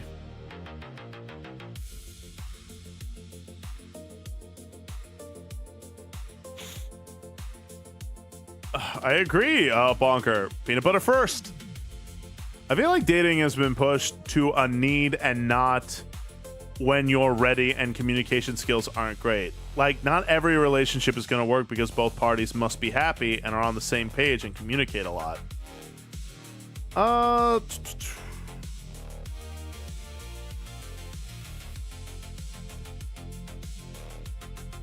You know what it is, Minty? There's a whole host of reasons why. You know, some people are in a rush because they're getting older and stuff. Like, I'm definitely not a young man anymore, but I'm not in a rush. And in truth, I'll be honest, I'm kind of burnt out. but I'm also not like against the idea of dating. I'm not pressuring myself about it, you know? But I get that some people are like, oh my gosh, I need to be married now. I need to be this now. I need to be that now. And I get it, but it's one of those, I wouldn't compromise like the righteous morals of things, nor my boundaries for the sake of making a relationship happen, you know? That's why I said, and I don't say this to gloat, but if I wanted to get a girlfriend, I know I could. Like, tomorrow I could go and find a girlfriend. but that's not a good thing. That's just, that can happen. Ooh. Hey, choir. What if she puts her feet near? Dang it, I can't say it. I can't say it. I'm trying to be better about that. How do you spread the peanut butter on jelly without shoving some jelly off the bread? Oh, I have spreadable jelly. Leave some for the rest of us yeast. No. Hey there, Gam. How you doing? I'm telling you, Baldur's Gate 1 is actually super fun. I'm doing a neutral B half orc with a southern evangelist voice whose deity is Jesus. Nice. Yeah, I get you. I do apologize. No. I think you're 100% right, Minty. Because I agree. So, how do I put this? We know what sets you off. I know. Sam, I already went through a few unfortunate relationships, and I'm certainly not in a rush for another one. I'm 30 and turning 31 soon. I hear that, Moo. Happy almost birthday. Like, again, I get it. I get why some people rush it. Some people really do want to be married, and I don't think there's anything wrong with that. I also do understand that, like, for women especially, right? You hear a lot the biological clock, right? If you want to be a mom. Like, I get all that. I'm not even saying that isn't valid, but that I don't think that's still a reason to rush into anything. Now, don't get me wrong. I am all for putting in effort, meaning both for men and for women. You know, if you want a wife, if you want a husband, you got to put work into it. Fellas, learn how to take care of yourself hygienically. Learn how to dress. You know, learn how to be social. And also, you know, work out. It'll help your mood. It'll make you feel more confident. And you'll go out and you'll talk to ladies, right? Ladies, know what guys want. What does a guy like? What does a guy want? What does a guy value? You know? You gotta learn these things. And once you learn these things, the dating game becomes a lot less scary. It just becomes like oh, okay, it's this. Hey, John Deeds. I'm only 27 and I feel packed to find someone. I'm 35 and I promise you I'm not. Then again, some dudes are like hyper into legacy. I'm not. Don't get me wrong. It'd be nice to be a dad, but I mean, I'd take it or leave it, really. She won't just move into my house and be my servant. I know, Bonker. It's crazy to think about, but we don't live in that time no more. Pro tip, dress like a grandpa. I mean, it's better than how some guys dress nowadays. Some guys really don't know how to style up. They don't know how to peacock.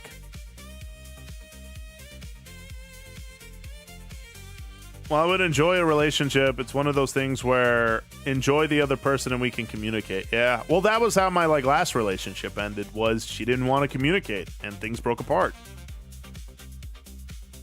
Communication is hyper important. You need to be able to talk to each other. Fellas, you need to not be afraid to be the bad guy. Ladies, you need to talk and stop being passive aggressive about things. Talk to people.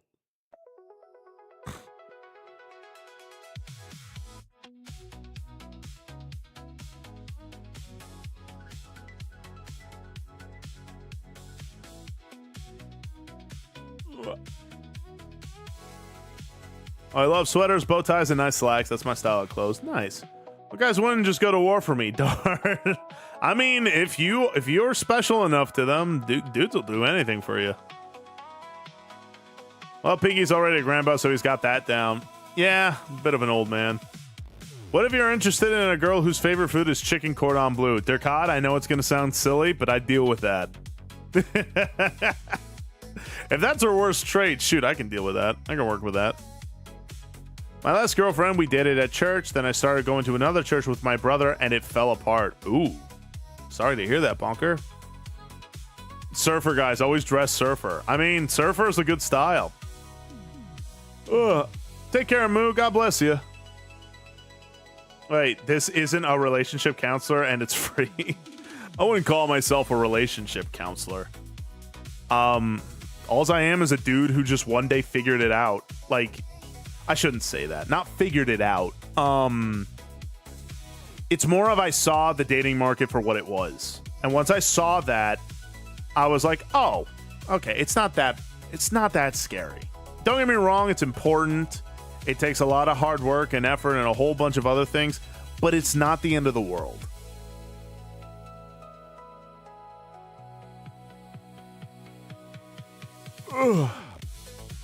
It's just don't relationships are important, but don't pressure yourself. Fellas, it's not your job to be her dad. And what I mean by that is, you know, dads will do anything for their little girl, but it's one of those, you need to have mutual respect. You're not her father. You're not the solution to all of her troubles.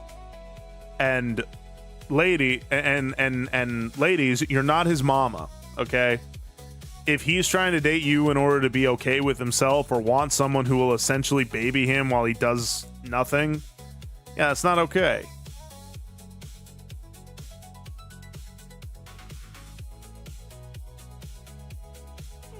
You want relationship advice? Talk to your dad. He's got a wife. He's likely smart, and that's how I know relationship stuff. As a fetus, my dad, either girl or boy. True facts. There's so much of that in our culture. Yep. That's kind of what I mean. It's just like, look, you're not his mom. And fellas, you're not her dad. Okay? You're adults. At least, I hope so. Unless you're Ducat, who's a little baby. But it really is like, don't. Okay? You're both adults. You both will have your problems. There's nothing wrong with that. But you need to work on it together. You're not the solution to each other's, like, internal traumas. You can help each other, but just like I said, again, a lot of ladies look at me like I'm their father. Oh, he'll take care of everything, he'll do everything, and all I gotta do is just sit here and do nothing and be pretty or whatever the heck. And it's like, no, I want you to be an active participant in this relationship. Okay? Don't get me wrong, I'm all for leading us, but I am not someone who's just going to do everything and you do nothing. Okay? We both need to work together. She's not my mom. Oh, I know. Revelation, right? That's why I say it just.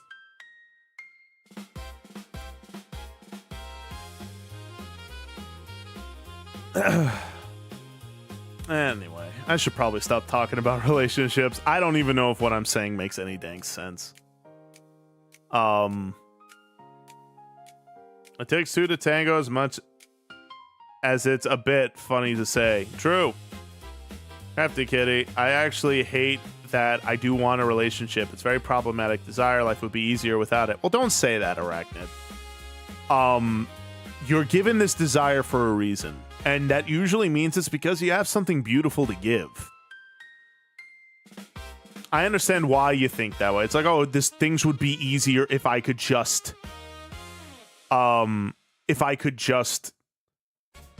want a relationship. But don't say that.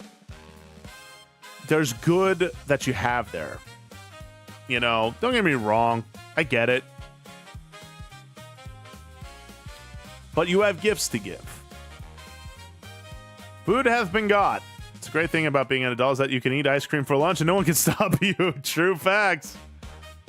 Marriage is hard work, not a fun ride. Otherwise, I would have tried harder on the dating game. Well, like, marriage is fun, but yes, it is work. It's just, it's life is what it is. And life,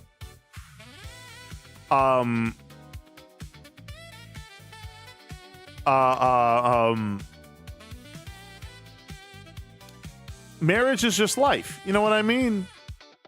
Meaning it's life happens wherever you are. And life is work. Whether you're single or in a relationship or married, you're gonna have to work no matter what. That's just life. Your girlfriend is not your mother, so tell her you can't stop me from wearing my light up Lightning McQueen shoes at dinner. You're not my mom. You could tell her that. I hope you're right, Samson. I know it is, Arachnid.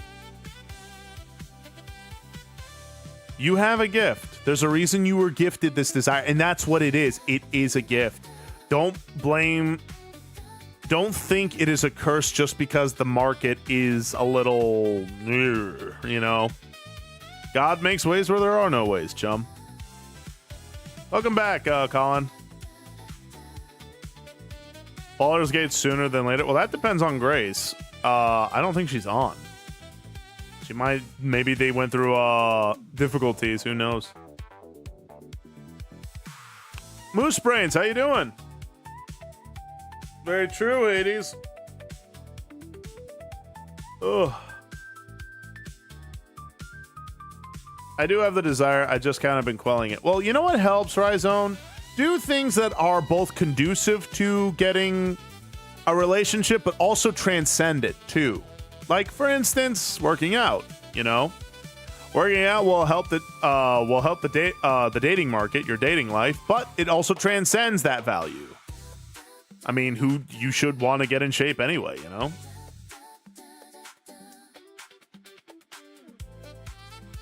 Okay, so Power World or something else. All right, Gotti, I didn't realize you were my stream manager. No, it's true. Maybe I should play something. It's been a minute, but yeah, well, it's good to see you, Moose Brains. Just making Desmo sandwiches. Hey, nothing wrong with that. Punch a hole through the wall and just ask her, hey! Like, want to check the new Discord quotes in the meantime? Oh, that's a good idea. That's awesome, Rhizone. Yeah, Thane. All right, here, let me see. Female enough. Yeah, that sounds like me. I'd kiss the wider one a little more. Wait, why? When did I say that? I'd kiss the wider one a little more? When did I say that? I don't remember that at all. These hands are rated E for everyone. I do say that. I do say that. The powering. Oh, no, wait. I do remember now. Paper boat. Yep, I did say that.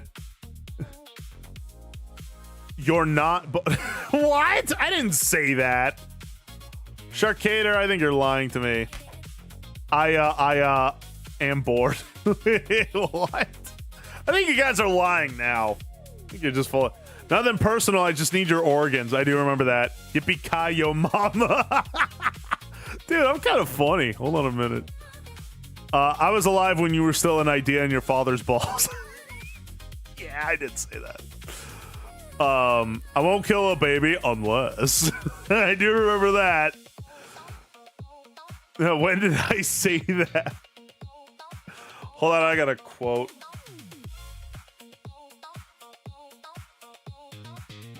There's a quote.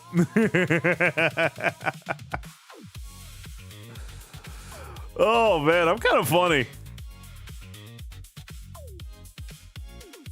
Have you been selling out on your Latina grandmas? What? What do you mean selling out? I'm too tired to be sexist right now. Yeah. Like I said, I'm adjusting my sleep schedule, so I'm a little lower energy today. I remember all these. What do you mean? Yeah, well, I remember calling you a fetus.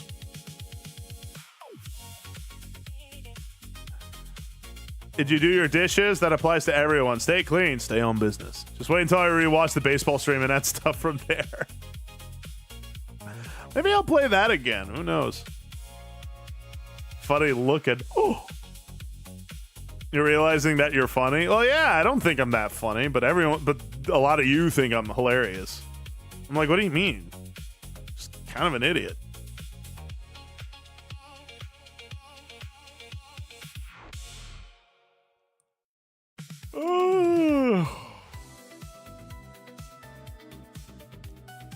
Thinking me, ooh, wee, you.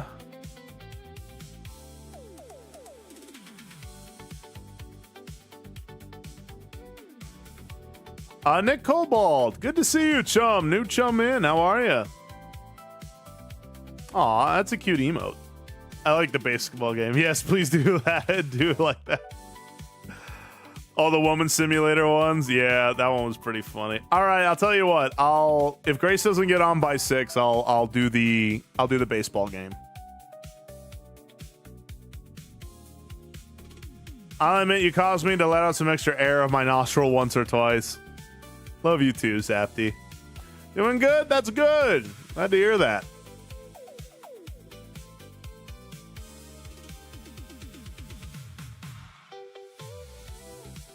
Man, all I want to do is work on the 3.0. I've been working on it like crazy. Like I said, I got a lot done. Oh, but I got to make the lip flaps again. Not looking forward to that. All looks no stress. Bonker. I am a powerlifting maniac. What are you talking about? Yes, Icon. If at 6 Grace doesn't get on, I'll just play some backyard baseball. Hydrate? Oh, you got it. Time to put a little hydration in me.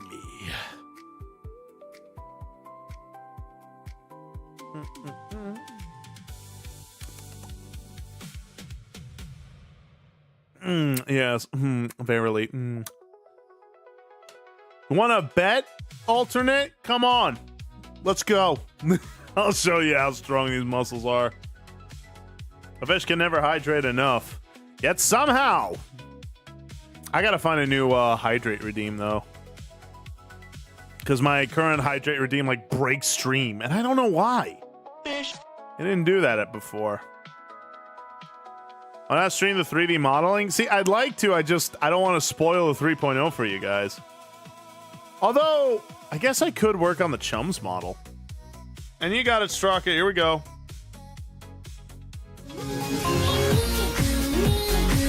Paper boat!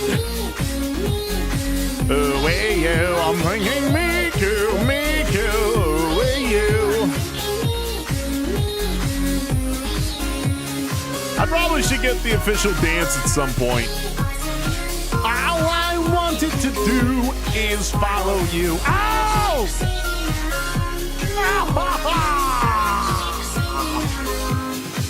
I'm thinking Miku, ooh, wee, oo. I'm thinking Miku, ooh, wee, oo.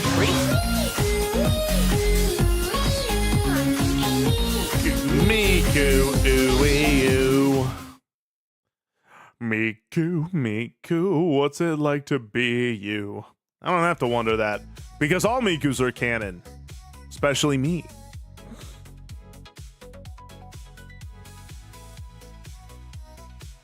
You know what? I think I should make like a paper boat song. That'd be pretty funny.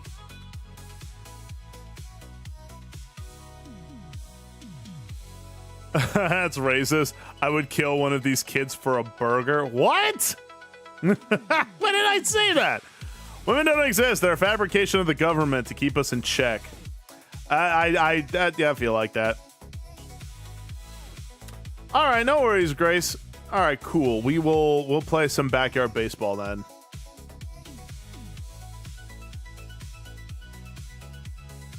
All right, let's play some baseball. Let's play some flopping baseball, shall we?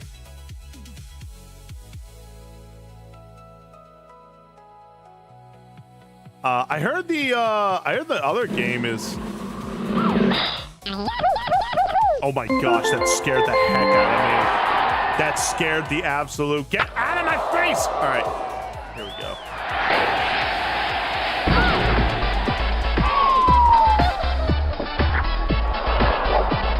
All right, where is it?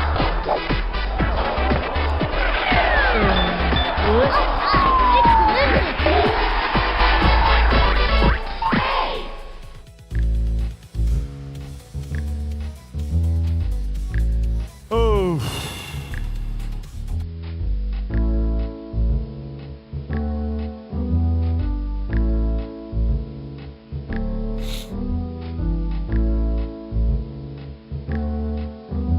All right, please tell me this works. of course it doesn't. Oh! How did I get this to work last time?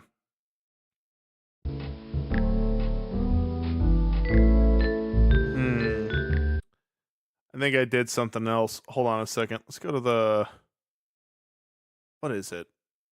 Did I go to the Blender scene? Was that it? Hold on a minute. Hold on. Technical difficulties. No, definitely not. Or did I? 1 second. Ah, there we go. There we go. There we go. All right. I got it. I got it. Let's see.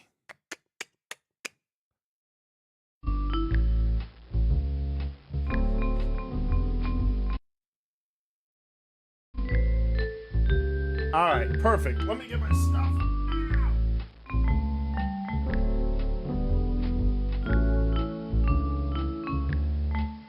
Alrighty.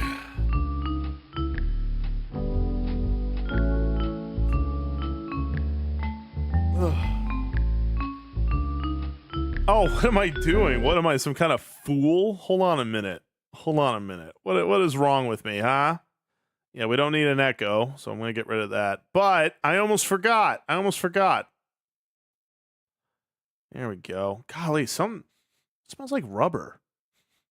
Huh. Anyway. Bam.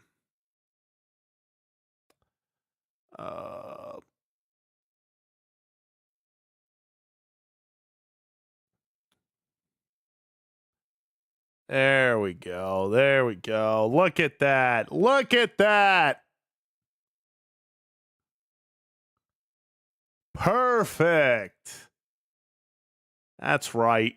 We got hat. Oh, good luck, Straka. There's something deeply wrong with you, but we love you anyway. I know it's like silly and haha funny memes, Zapty, but I hope you know that that really does mean a lot to me. Like, I really hope you know that means a lot. Because sometimes it's hard to remember that. All right. Are you ready, guys? We got the Mighty Fishies number 2. Okay, how do I forgot how to play.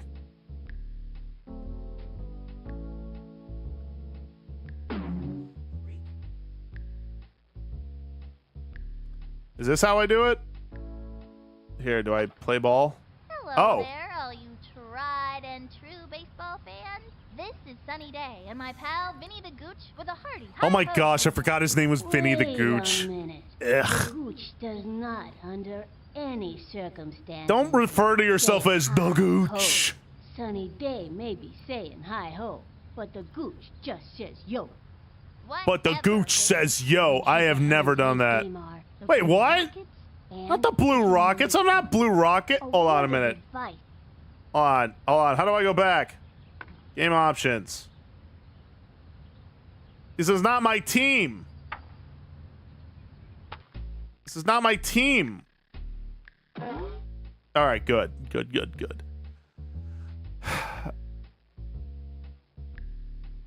Aw. Thank you, alternate. What? How did I play last time? I don't even remember.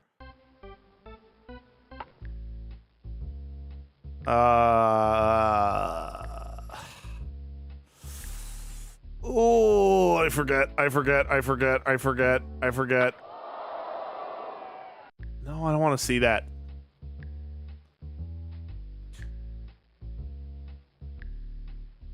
How do I... Shoot, I don't remember. I don't remember how to play this game.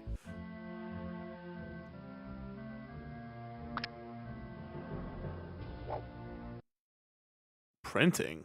What? Oh, you can print. Okay. I super forgot. And thank you, Hades. That means a lot to me. Bracket, maybe? Let's see it.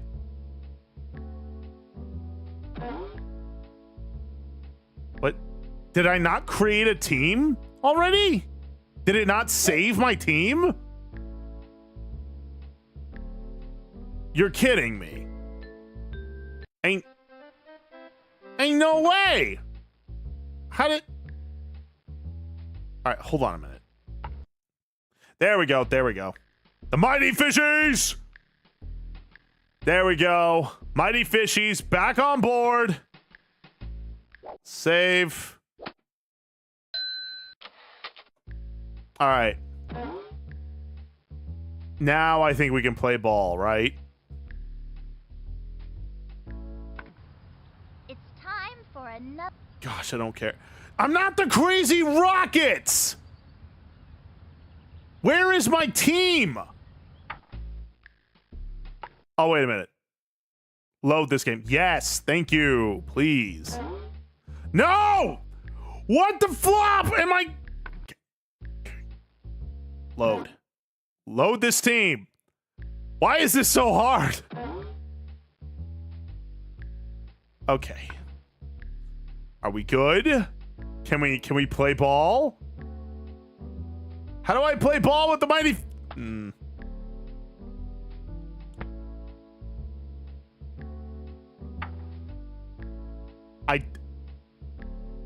Are you dumb? Load your game. I did load my game! There they are. I loaded them. Now what? Pick a game?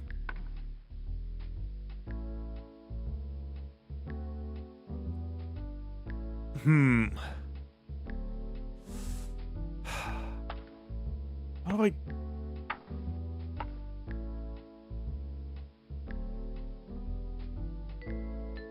Yeah, I did the thing, right? Do I have to remake my team? No, I'm not trying to print! Oh my gosh, this is giving me such agita right now. I don't know, meet the players?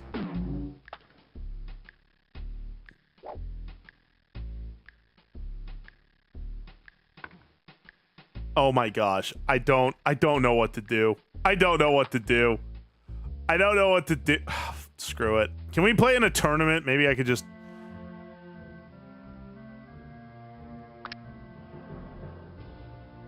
maybe we do that. Or not. Okay, I guess I just can't play anything. I guess I can't play anything.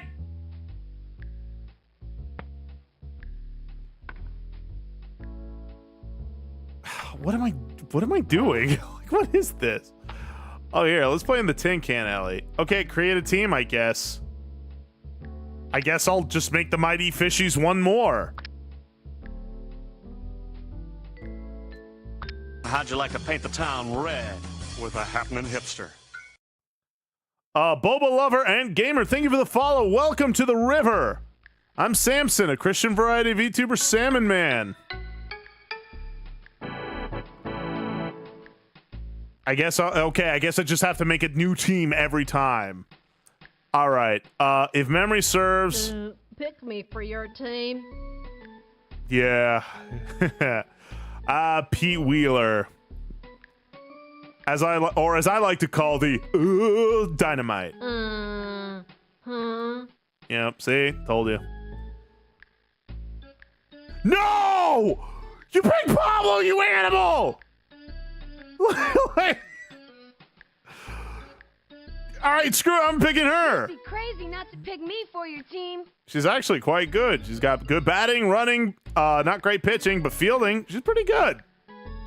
All right, Keisha. Einstein, good move. What did you call me? Okay, good. Pick that guy. Restart and grab Pablo? I can't. You picked Pablo already. Guys, we gotta work with what we got. Where's Angela? I don't remember where. Oh, there she is, right? Listen here, I'll show you how to play ball for sure. Just restart. I can't. We gotta play with what we got. I can tell you're a real. Look, I'm not happy about it either. I love Pablo. I love Pablo like he's my own Hispanic bilingual son, but we can't use him right now. It's Jover. Let's see. I remember you actually did all right. I want that lower ball over that lower fence. Oh, will you do that? Tell me something. Does your mom and your grandma look the same? Sure, sure. Freaking idiot. Picking me now. Amir Khan. Oh, I'd like that. Take care, Crafty. What's a cool name? All right. Hey, Slick, I want to play some ball. I Slick. I wanna. Tony is not happy. I don't know, Tony. You really messed me up last time. Pick me. I'm fast and smart. Oh, I do remember he was pretty quick. All right. Thanks, buddy. Redeemed Red. That's quite the story. Mikey Thoms. Oh my gosh, he's a batting animal. All right. We got about 4 more spots. I remember the Twins were pretty good. Tennis lessons later on this afternoon, you know. Goody! Now pick my sister Ashley, too. Okay. Watch, the CPU picks that. Oh my gosh! No! The Giants are gonna die. I will kill them. I will kill them. How freaking dare you? Pick me because I'm a graceful ballerina. But you're a terrible batter. But you're really good at everything else. Let's see what else is out there. Let's see. What about you? I wouldn't mind playing on your team if it's okay with you. No. I'll just watch the game, if that's okay with you. All right, let's see. My dad played in the minors, you know, and he was real good until he got injured because he hit so many home Oh runs my that gosh. he Oh my gosh, I remember this person. Oh my gosh, shut up! Shut up! You're actually really good though, but shut up! Just because I've studied tapes and tapes. I don't give a damn! Get in the lineup! We're not doing this again! Get moving! Ugh. I'm regretting my decisions. I'll play on your team, but I won't slide or dive or anything. That's fine. All right, she's not a good pitcher, but she's pretty good at everything else. We're gonna win. Maria, come on over. Okay. What else? What else? Who else is out here?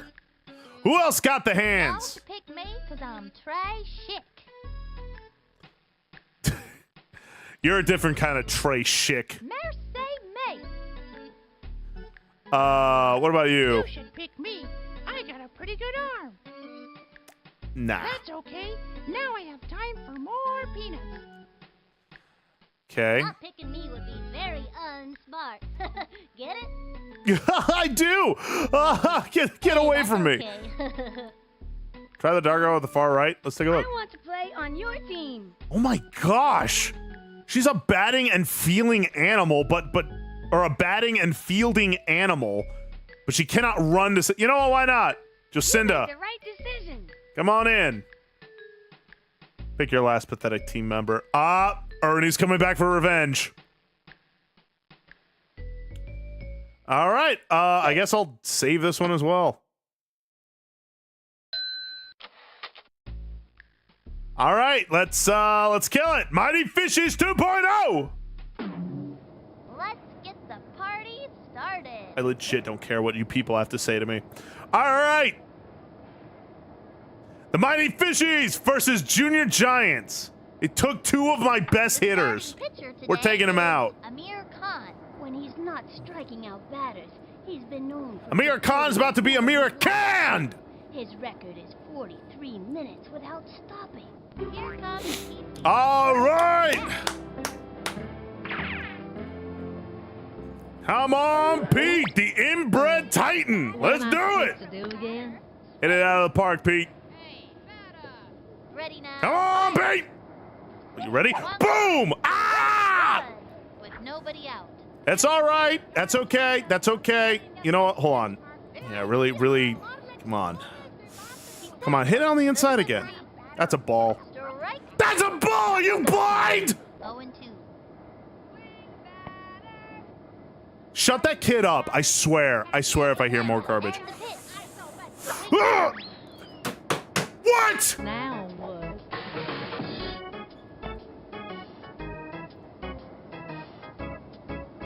Okay, I guess Amir got his ball from the freaking Phantom Zone! All right, Keisha. Keisha, my girl! New to the Mighty Fishies, Keisha! The pitch. The swing.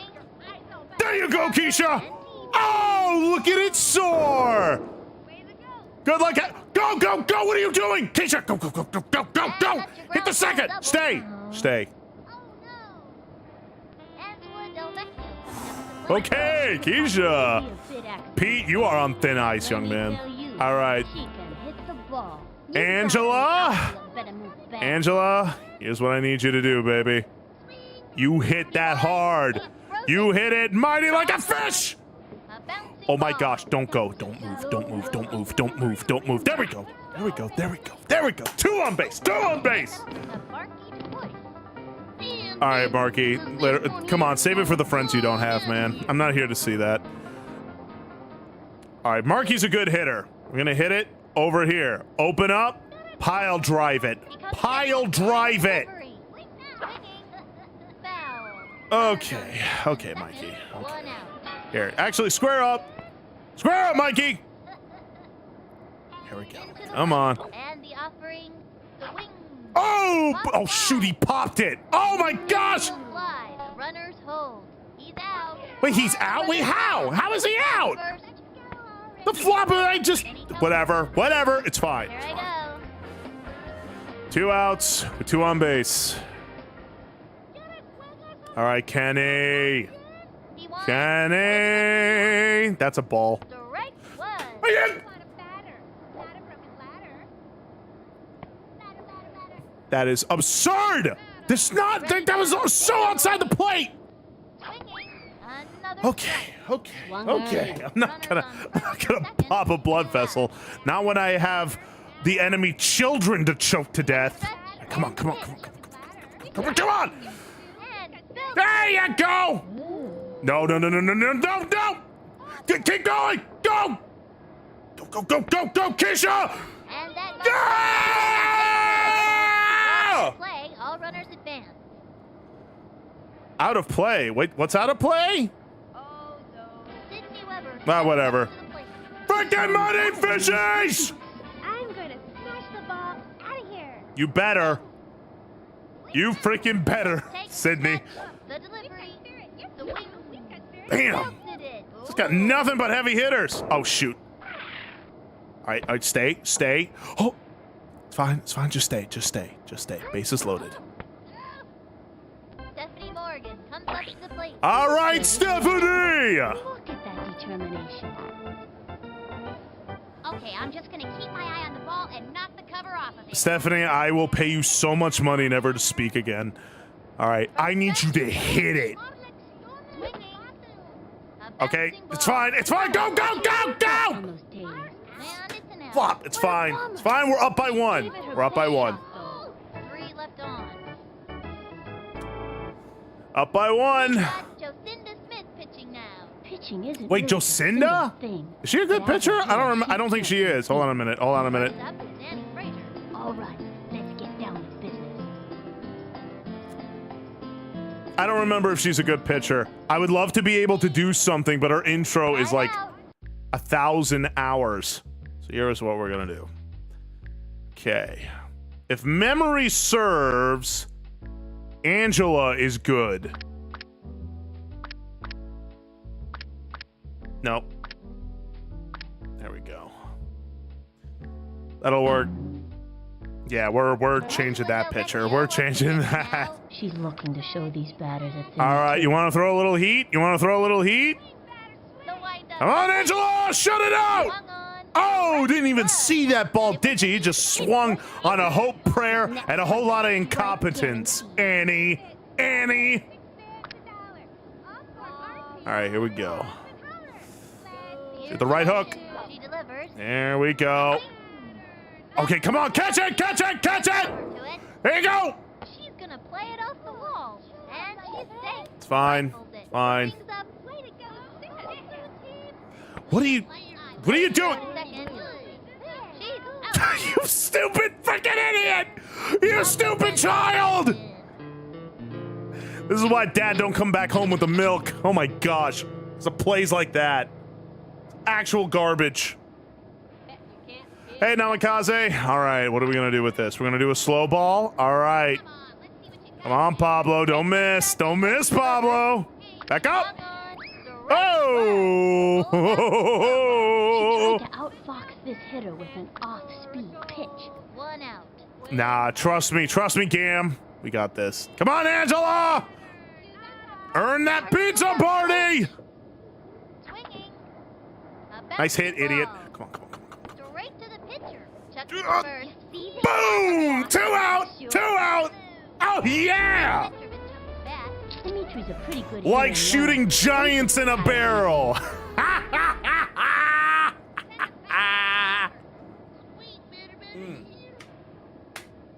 All right. What are we going to hit this guy with?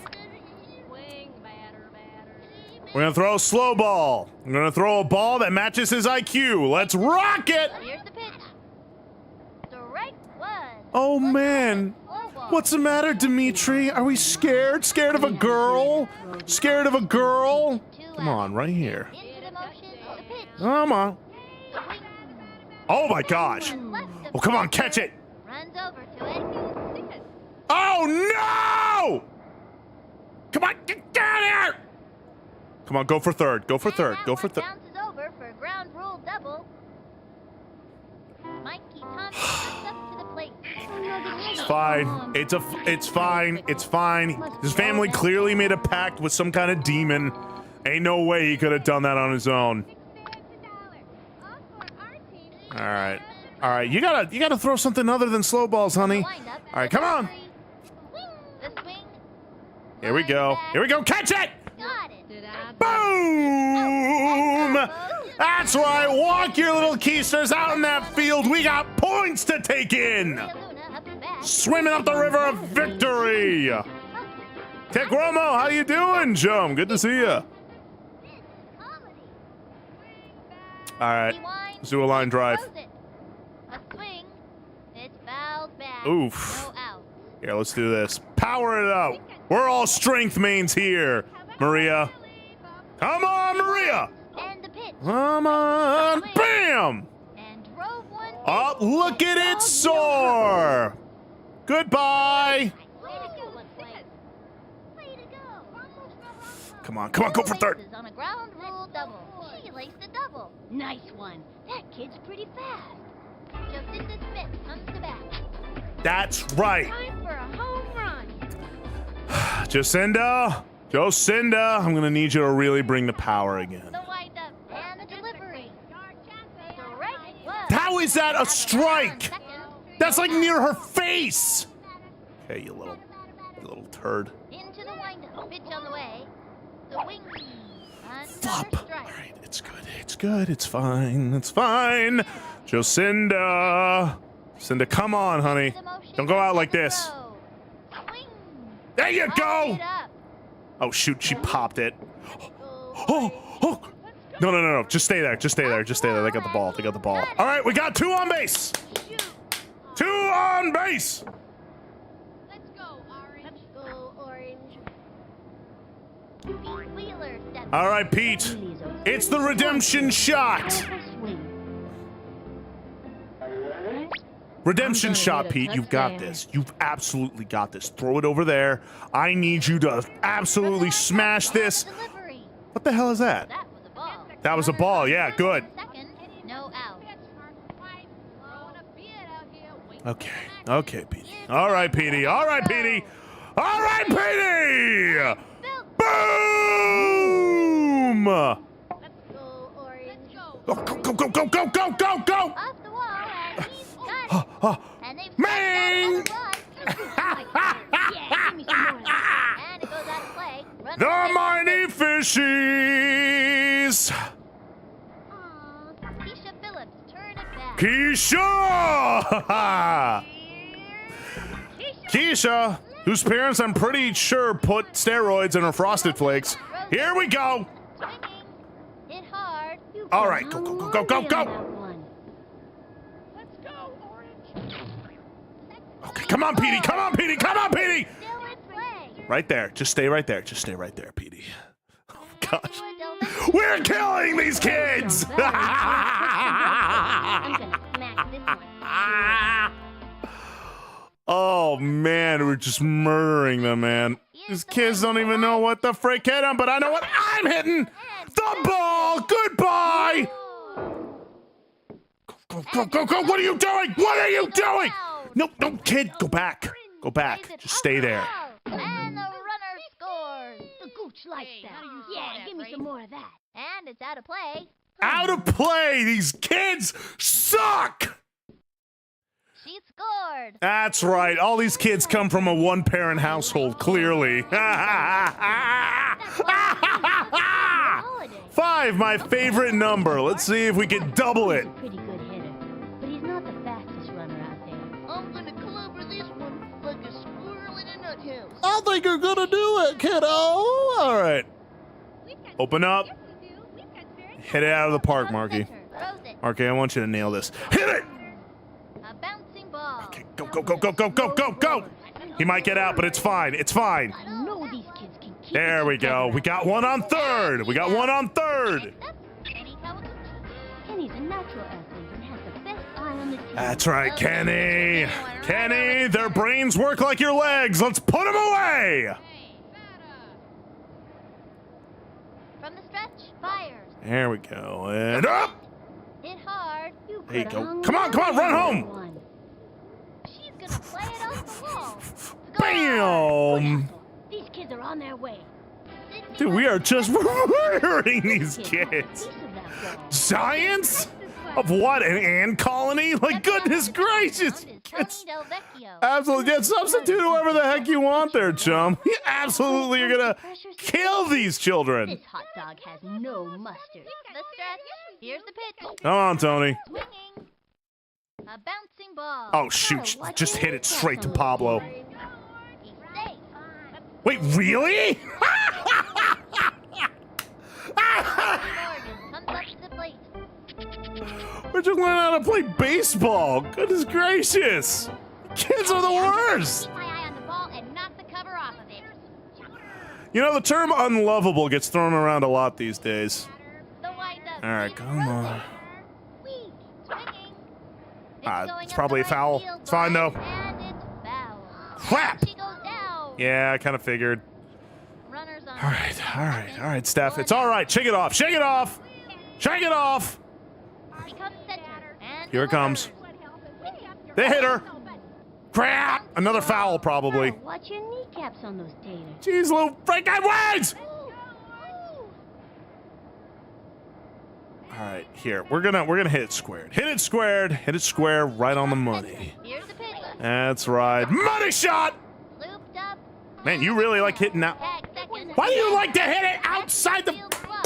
Ah! This young guy Whatever. is It's fine. We're up by 6. Shouldn't worry that much. Stuffing out of this one. All right, Dora the Explorer. I just need you to actually just like just clean. From the stretch. Catch Just clean. Clean. Good job, kid. Oh no. Flop. All right, it's fine. It's fine. Mighty Fishy's up 6. Golly, we killed him. Oh, mama. That's the look of pure determination. Hopefully one of these kids' hot mom is watching me right now and being like, wow, he's such a good coach. Like, here, Burpee. You really like throwing them slow balls, huh? All right, come on. Bring it home. Bring it to the mitt. Nice. Go.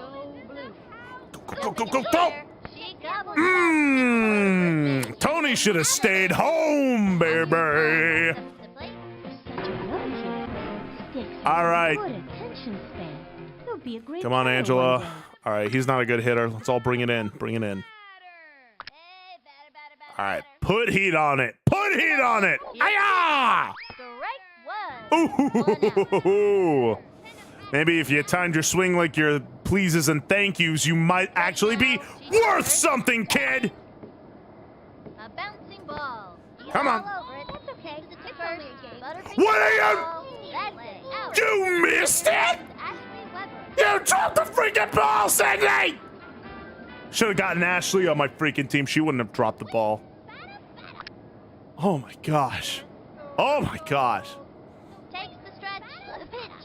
Swing. A bouncing ball.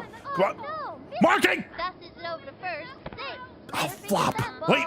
It's good. It's good. He's having a rough day out there. Throws it over to first. And she's safe. Worthy pitch coming up to the plate. It's fine. It's fine. It's fine.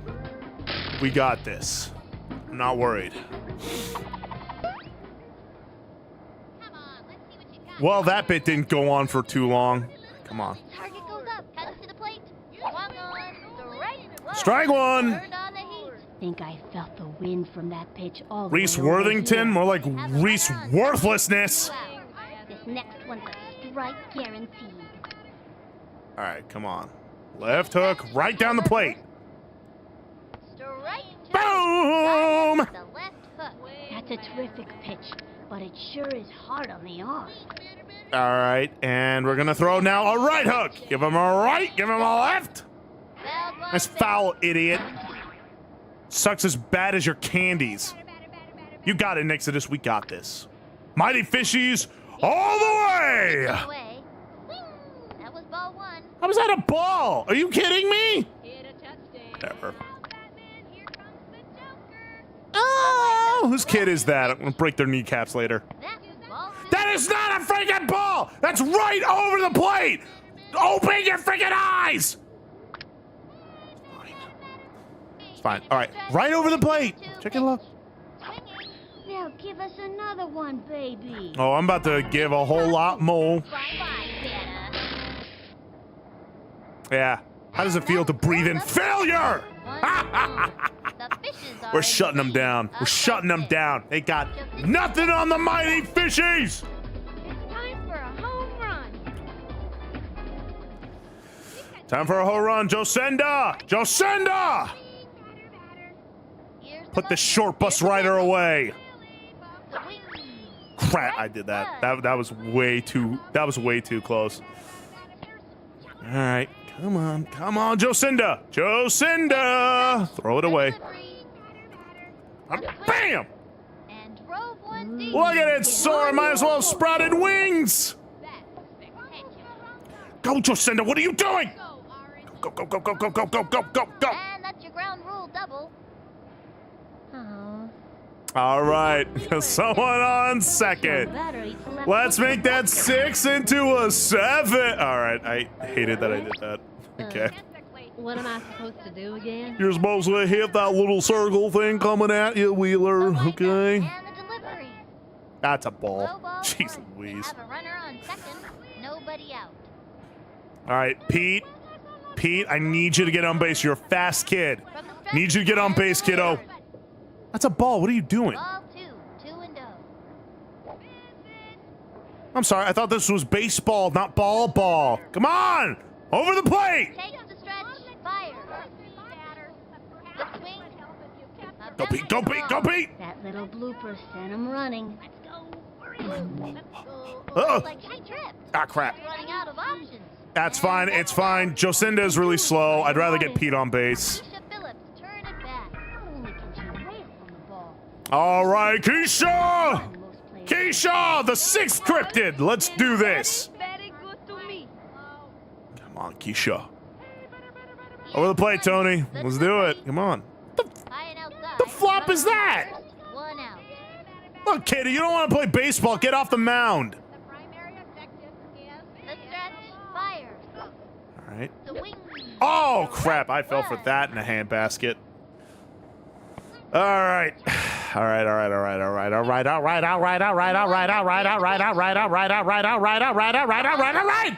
And popped up. Don't catch it. Please don't catch it. It's out. Oh, And that's it. what? Halfway through the inning now. One left on.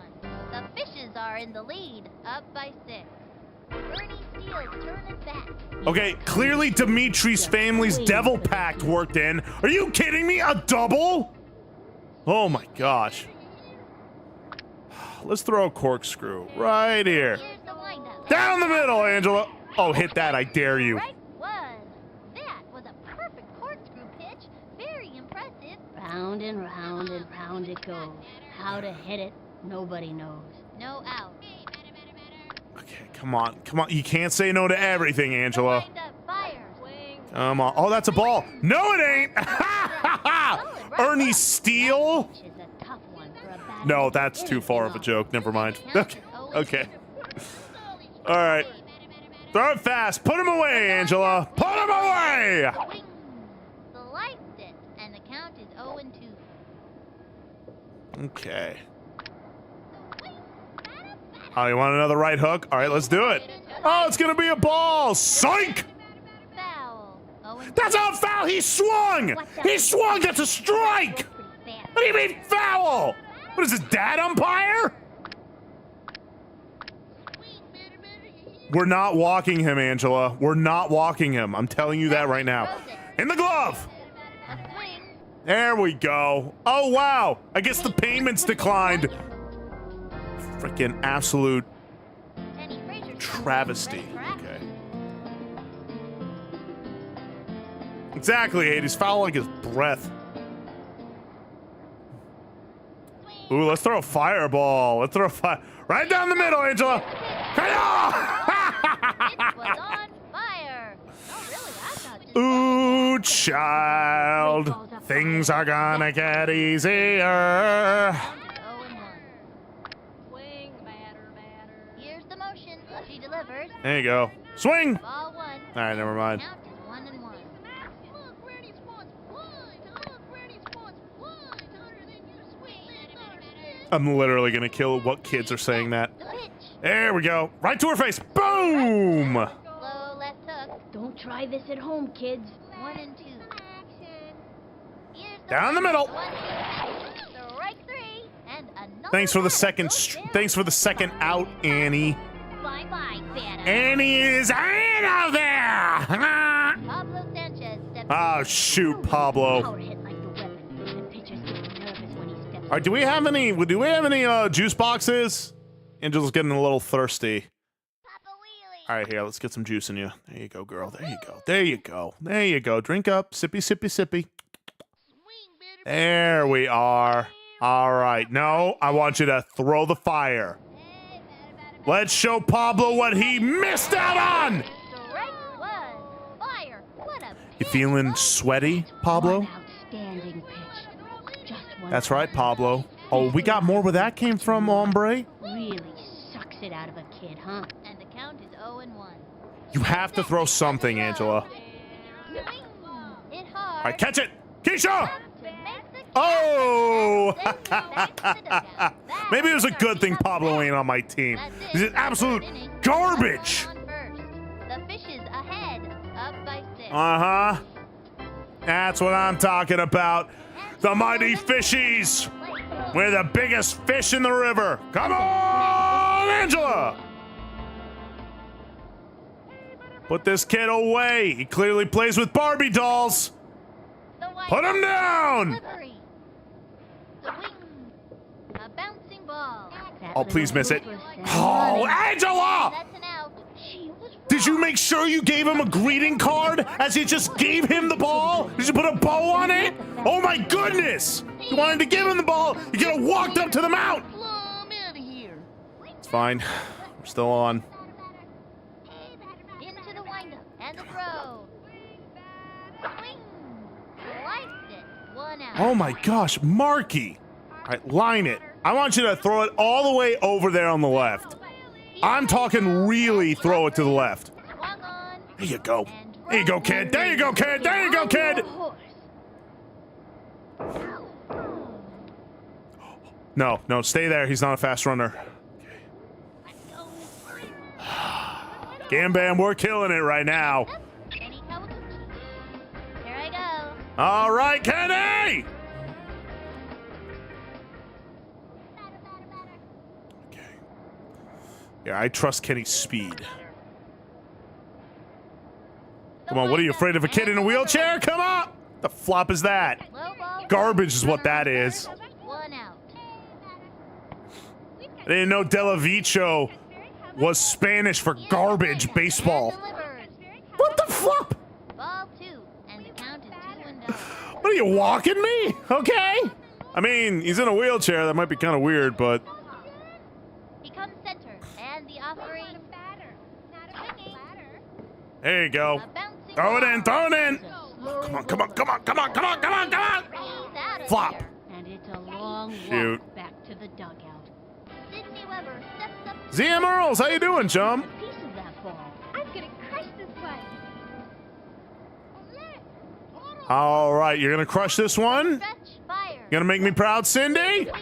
There you go, Cindy. There you go, Cindy. Come on, come on, go, go, go, go, go, go, go. That'd be a ground rule double. Here we go. Whoa! The mighty fishies know nothing but victory. Okay, I'm just gonna keep my eye on the ball and knock the cover off of it. Wish you would keep your mouth shut, Stephanie. Become center, fire. Come on. Swung on, strike. I shouldn't have one. swung. I shouldn't have swung. And Damn it. their All right, second it's and fine. third, It's okay. two outs. Come on, Tony, over the plate. The windup. Pretend And to be deliver. good at something. Swung on. There you looped go. up, and it's an out. Halfway through the inning now. Runners left. Fudge! Fishes are in the lead, up by 6. Things are going swimmingly for the fishes today. Dimitri Is that supposed to be a joke, Gooch kid? Huh? All right. Time to kill Dimitri. target Right goes here. up, pitch on the way. A swing. Catch it. Oh, Angela! Angela, I love you! She's just like, out. Get out of my field. Get out of my life. Go home in shame, knowing your parents will never truly love you. All right. All right, we're going to do a little bit of a slow ball out here because Mikey can't hit for nothing. One out.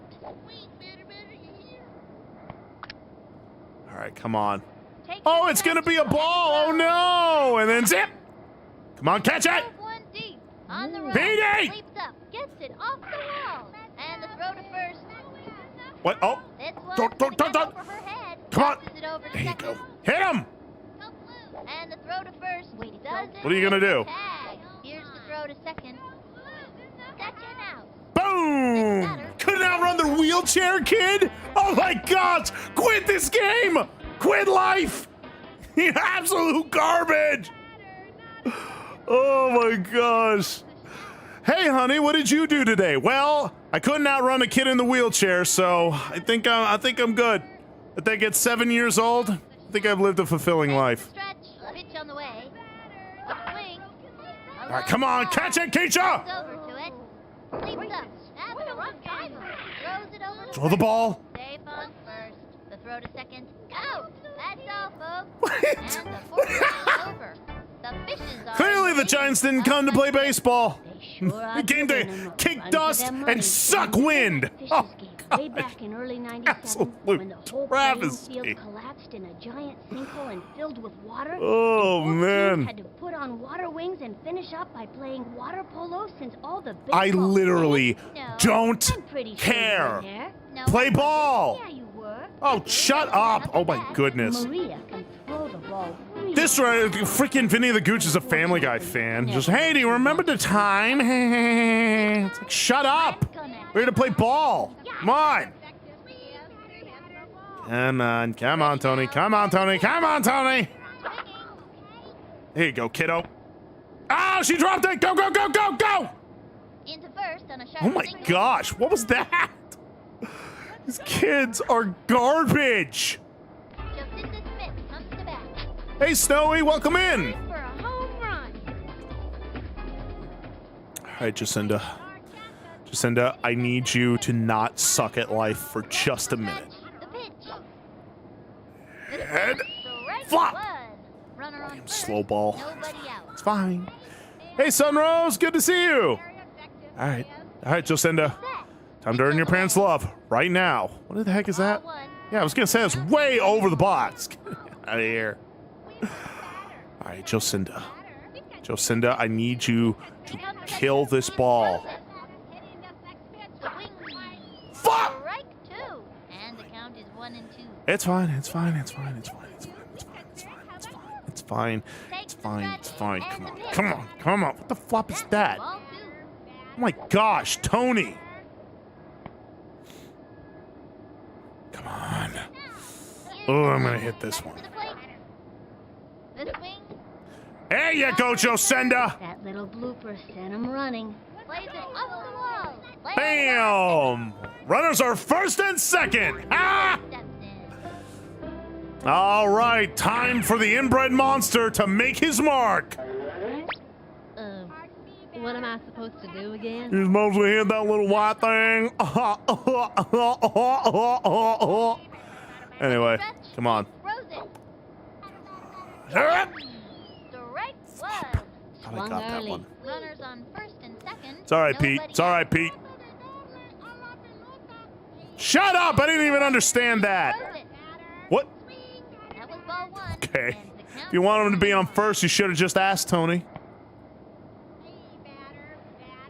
You didn't want to tell you, Tony? now. Pitch Greasers on are the way. out of style. Swinging. Bam! Get on your horse. Bases loaded. No, we're not moving. We're not moving. Yeah, nice try. Let's go for it. Gets it off Actually, the I wall. probably could have made it, now that I think about it. Excellent play. All right, bases loaded, and we got Keisha. We got the gorilla chick herself. Come on. Oh, come on, Keisha. Come on, Keisha. Hey, to baby. To the windup. Pitch on the way. Keisha. Ah! Grounder to short. Gotta watch your kneecaps on those taters. She scored. There we go. Ah, number 7. I like that, but you know what? I would like 3 more personally. I think that would be a really good number for the Mighty Fishies. All right, Angela, hit it out of the park. Swinging. There you Off go. the line. That was a can of corn for the opposing team. And the runner tag. Dang it. It's fine. It's fine. I need a heavy hitter. All right, Marky. Damn big, cause this one here's going plumb out of here. Oh, come on, Marky. You hit a home run last time. I need you to do it again. This is the time. Pitch on the way. Ball 1. 3 on. 1 out. Almost there. Almost there. I need to kill these kids. The Giants fall today. Offering. That was the ball. And the count is 2-2. Tony, maybe you should get off the pitcher mound, huh? Maybe it's not for you. Target goes up. And the offering. This is comedy. That was a ball. Oh my Count is gosh. 3-0. Well, he's not throwing another ball again. Come on. Come on. Right down the plate. Right down the plate. Here's the pitch. The flop? There's ball 4. Roll down the first base. Yeah, so I get to walk, Way to right? go, I was gonna say, what the Showing them who's boss. Oh my gosh. And the Jeez runner Louise. scores. All right, Tony comes from... Yeah, you know what? No, I'm not gonna make fun of him anymore. This kid is His so terrible handsome. play has already done the talking. Capone looks like an angel. Here I go. He's walking me. Yeah, I know, but like, why give up a run for that? And the pitch. That was ball 1. Okay, I guess he's walking my whole team 1 out. while we're here. I'd be a heavy hitter and a fielder, probably redeemed. And the pitch. All right. Ball flop? 2. And the count is 2-0. What are you doing? Is he walking Kenny as well? Gosh, you guys are desperate. The stretch. I can smell the fear. Swinging. Flop! Strike 1. I can smell your fear, Tony. From the It windup, smells and the divine. The swing. A long one. And There we go. Come on, bring them all home. Come on, come on, come on. And they've scratched out another run. Good hustle. These kids are on their way. Sydney Weber. The big 1-0. The big 1-0.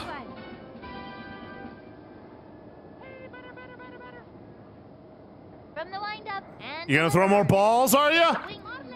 That's a foul. That's a foul. That was my own Runners on beef. First and second. 1 out. What does that mean? We want a batter, not a broken ladder. What does that mean? Why would you use a broken ladder for this? Why am I swinging? That was a ball. What the flop is wrong with me? Okay. And the count is 0-2. The stretch, the delivery. Swung on. Oh shoot, she popped it. And it's an out. And it's an infield fly. And the runner tags. And the runner tags. And the runner tags! Alright. Alright, Steph. Okay, I'm just gonna keep my eye on the ball and knock the cover off of it. I swear I'm just gonna choke this child to death. Come on, Steph. Come on, Steph. Come on, Steph! Swinging. A blooper in foul Well, territory. that was a foul. Runners on first and second. Hey, Wolfie!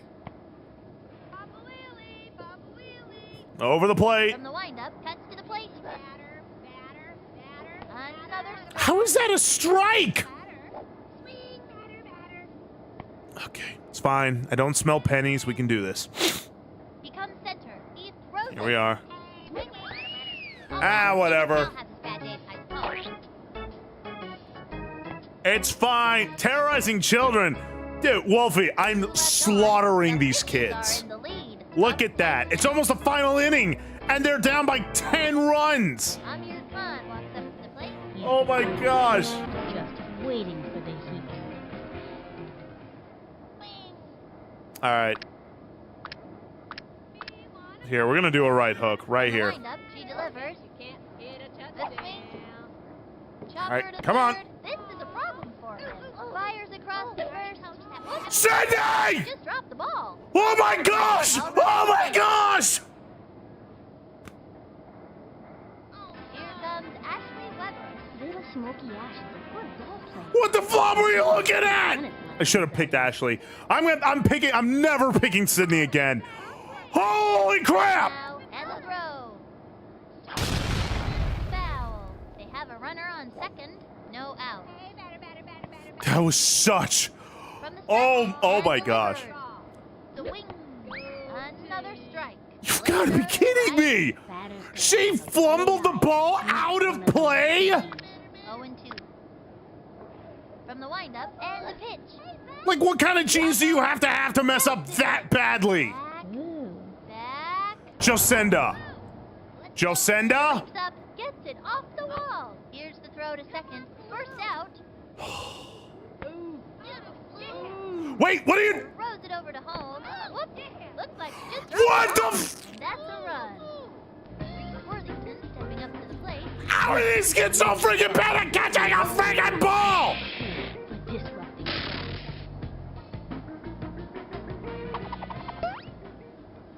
Let's see some action. Literally, I'm so freaking mad. I'm so freaking mad. Target goes They're up. tired. I don't give a flop if they're tired. Right one. We're gonna play baseball. from that one over here. One out. I am so unbelievably angry. Another strike. That run should have never happened. Terrific pitch, but it Should have sure is never hard to happened. block. And the count is 0-2. She kicks and the Come on, heat it down. and a foul ball. And the count is 0-2. Oh my gosh. I need like 15 of those Filipino masseuses after this. I am so unbelievably tilted by that. First she fumbles the ball out of play, and then the freaking baseman can catch the dang ball. You're at home. You swing like an old lady and a pretty little dog. Target goes up. Throw the crazy ball. Swung on. A long fly. Come on. Running back. Come on, Jacinda. She Catch the dives ball. for it. Nope. Oh my gosh. Oh my gosh. Takes the Okay. dive. Okay. Out. That'll bring You better. all You dang well better have caught that. End of the fifth. The Fishes ahead, up by 9. They sure are giving them a run for their money. Oh yeah. Trying to get something for the team. This guy. Okay. Okay. Last inning. Maria. Put it away, Maria. Show Tony why he'll never be a good pitcher. Swinging. Strike one. Okay. Nobody out. Okay, okay. Into the windup. The pitch. Another strike. That's a... She is really struggling. Okay. That's fine. That's fine. I don't... You kidding me? What am I worried about? Come on, down the plate. Down the plate. Down the plate, you greaser looking... She went after the high cheese. Ah! Oh, good. All right, Tony found his hands clearly. Smith comes to bat. The kind of hitter she is, digging in and determined every time. It's time for a home run. Yeah, seriously, Jocinda, hit that home run. Hit that homer. The flop is... That was ball one. Okay. 1-0. Yeah, go ahead and walk me again. I know that's your specialty, you dumb, stupid, dumb idiot. Ready now. Come on, right down. Right here. The wing. Golly, Jocinda likes to pop it up. I wish she wouldn't. The opposing team. There goes Ernie. And that's an out. Why don't they ever drop the flopping ball, huh? Really is the fastest runner out there, which is great as long as he's headed the right way. Like, my goodness gracious. What am I supposed to do again? Why am I on the thing again? Pete, it's been 6 innings, chum. You know what you're doing. The wing. Oh, please stay in play. Going to left field. And it goes foul.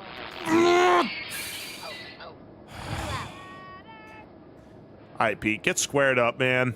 He winds and the pitch. Swung on. A bounce. There you go, Pete. There you go. Caps on those taters. Let's go, Orange. Let's go. Oh, go back, go back, go back, go back, go back. You're good. Fine. That was spectacular. Keisha Phillips turned it back. All right, Keisha. The cryptid of baseball herself. Oh, I want to hit this. Hit it, Keisha. Kill that ball. The swing. Unbelievable screaming line drive. Best thing you can Go, do Pete. is Keisha. You're probably Oh, not wait. gonna Go catch back. it. And trust me, you don't want to be in its way. Go, Pete. Go, Pete. Go, Pete. Go, Pete. All the way home. All the way home, Pete. Yeah. They're on their way. Angela Del Vecchio coming up to the plate. Just that last little one. That's what I'm talking about. Sugar pop. You guys in the outfield better move back. That's right. You tell him, Angela. You tell him. Come on. Right down the plate, Tony. Right down the plate. That's... Ball one. Yeah, that's a ball if I've ever smelled it. All right. Come on, Angela. Ready now. The pitch. Boom! Unbelievable screaming line drive. Best thing you can do is That's fine. It's fine. All right, we're shutting them down here. Final inning. and trust me, you don't want to be in its way. Kid, if you keep talking, I'm literally going to jump over that desk and just beat you to death. Gave it her best shot, though. One left on. The fishes are leaving them in the dust. Up by 10. So much for the secret weapon, Pablo. You absolute fraud. Frazier steps in, ready for action. Oh, everyone back up. She's got flip-flops on. Oh, here she comes.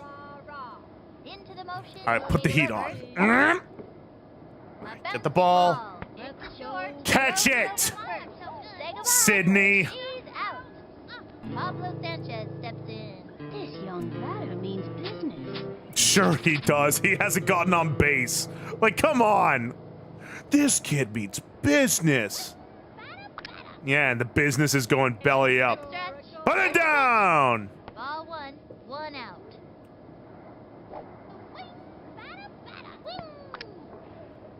All right. Oh, look at that. It's going to be a ball. Oh, no. Zip. Strike one. An impressive right hook. Batter's gotta have a great eye to smack one of those babies. 1-1.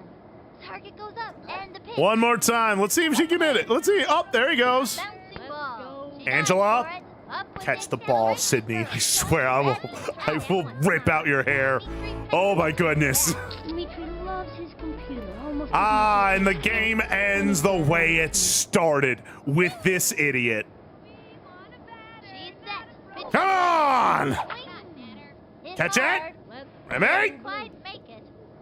The throw to first base. Come on, Blue. Oh, Chucks it over to second. He's out.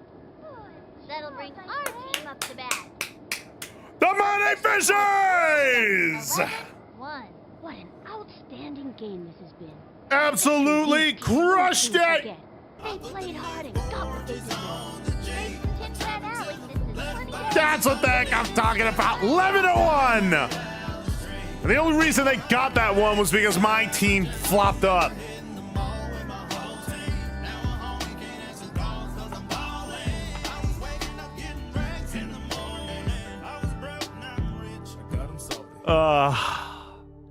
I just love a happy ending.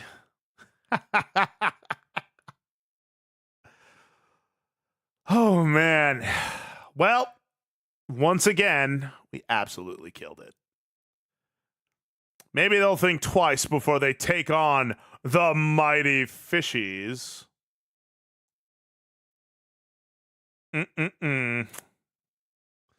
That's what they get.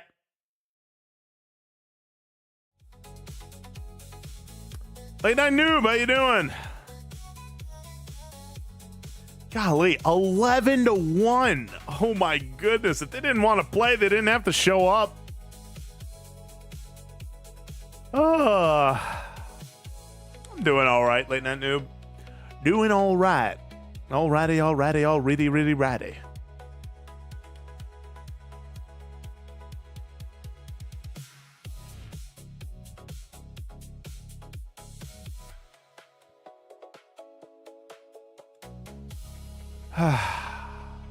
All right, well, that was pretty fun. Ouch.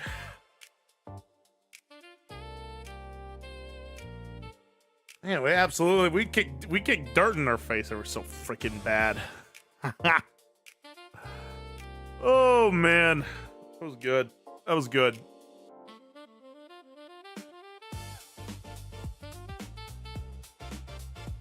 Yeah, big win for the fish. Oh yeah. Oh yeah. Oh yeah, we killed it. They thought they had what it took to swim with the big fish, but they ain't got what it takes. But that's all right. I'm just glad it ended quickly. We didn't have to draw out their punishment. Ooh, mama.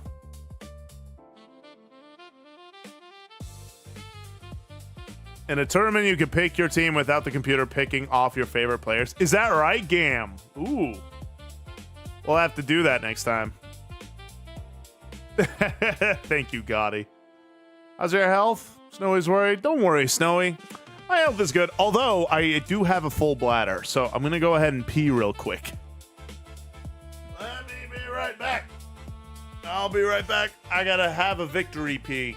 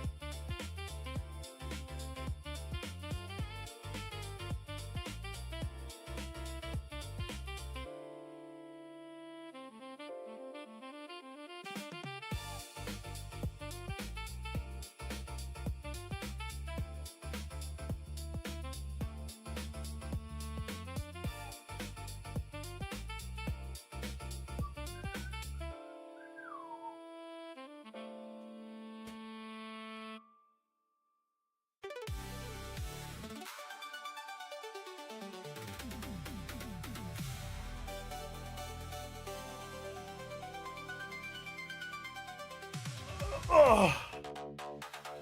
Oh. How y'all doing? Ow! That was just rude. Ooh. Ooh.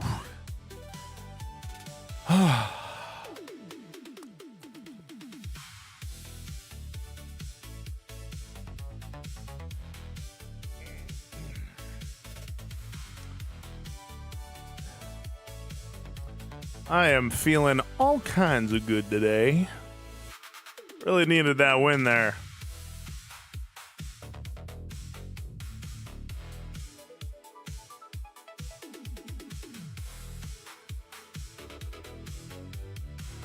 Ugh.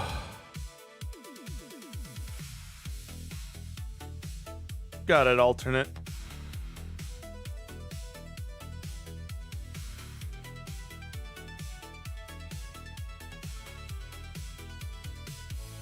Oops.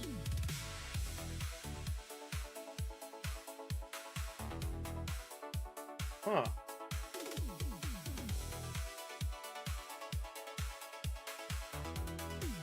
I hope I didn't break my mouse. Let's hope not. Here, let's just do that. Oh, sweet. Works just fine. Excellent. I was gonna say, whew. Got a little heated there. Hey there, Night Sky. Not much. I'm doing all right. How are you? Treat? Nah, I'm all right, Thane. Give Tracy needs a new mouse. You know what I need? I need mocap stuff and possibly a new headset because the MetaQuest. MetaQuest does not want to work. Yeah, actually, I should probably put that on my throne now. But, well, actually, wait. They don't have a lot, do they? Yeah, that MetaQuest thing just really does not want to work, and it's peeving me off.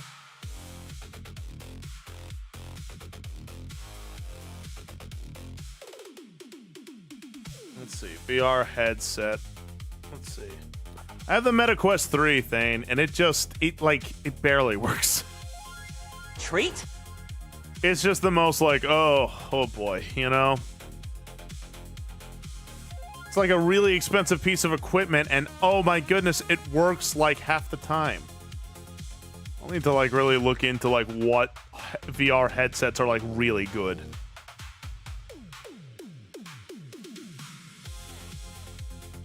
What's it doing? It just refuses to connect to my computer sometimes. And I have a wired computer. Like I have a wired and all that such. But honestly, more than the headset, I want a mocap for sure. Mocap is where it's at. I really do want that.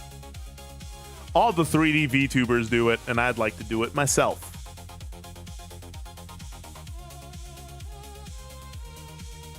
Sucks being a repair tech now. Kinda. Don't worry about me. Glad you're doing. Oh, I'm always gonna worry about my chums. Always.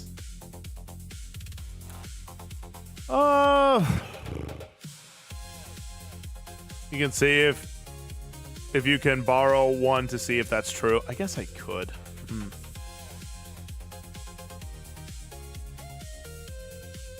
Yeah, Gotti, they're pretty up there in price. It's a heck of a lot, but by Jove.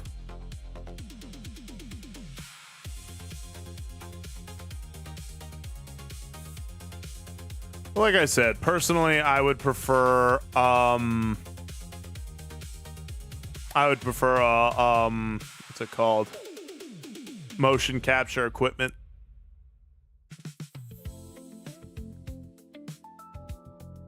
If Wi-Fi's for whatever reason, my computer's Wi-Fi just ain't there. It might be an issue with my computer, maybe not even the headset. Are you all right, Dober? Borrow my cable.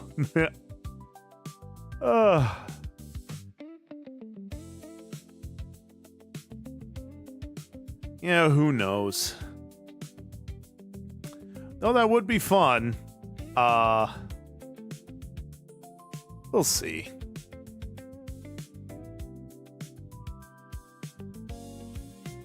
Well, it is, Thane. All my internet connection is completely wired. Maybe I'll test it again. We'll see. I don't know if it'll work. I would love for it to, because I hate having a wire in the middle of everything.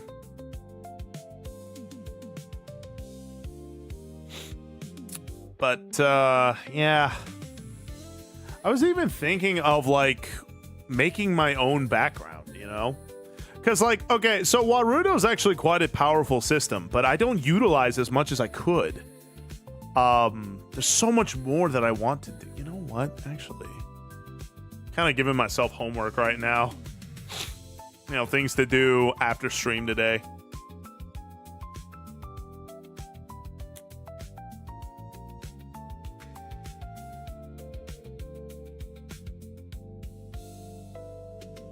Lots of stuff to do, but I want to do it.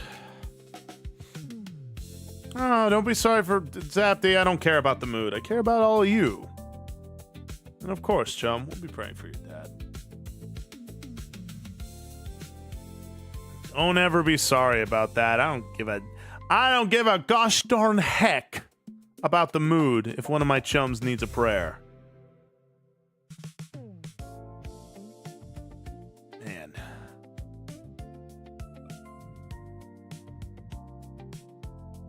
No, for sure, Thane. Well, we'll figure it out. Waffle fries or tater tots? Dude, waffle fries. 100%. Hecking, swearing in this Christian Minecraft server?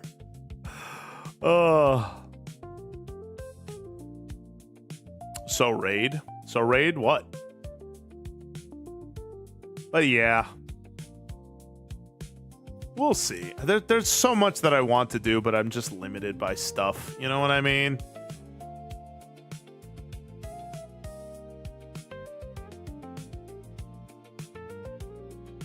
That's very true, Night Sky. It's just, there's a lot that I want to do. And I feel bad because, like, I have the vision, but I just lack either the resources or the skill, or both.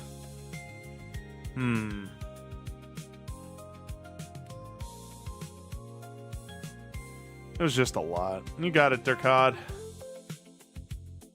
A lot of stuff that I want to do, and I don't feel like I can right now. I'd like for there to be something else, though. There's just so much I want to freaking do. Sorry, now I'm getting frustrated at myself.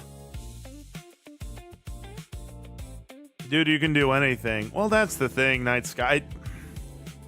It always feels like... It feels like when I have a project, suddenly things in life get in the way. Like, everything was just super freaking fine until I was like, all right, I want to do these things now. Then suddenly in life, it's, oh, we're having this. Oh, we're doing this. Oh, this is happening. Oh, well, you said you would do this. And it's frustrating.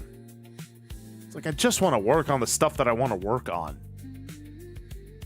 It's my own fault, though. I'm just bad at time management. There's a lot of things that I want to do, and I'm not entirely sure how to do them yet. Keyword there being yet. There's one thing I've learned is, even if it's crummy, I could still do it. I mean, for Pete's sake, man. I didn't know how to make my own 3D model. Learned on the way. But hopefully this 3.0 will be something special.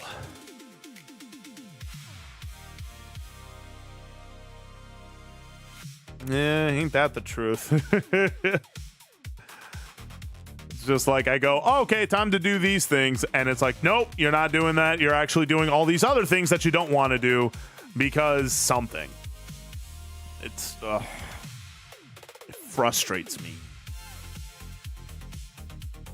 Especially because, like, I want to give these streams more redeems because I feel like my redeems are kind of lame right now.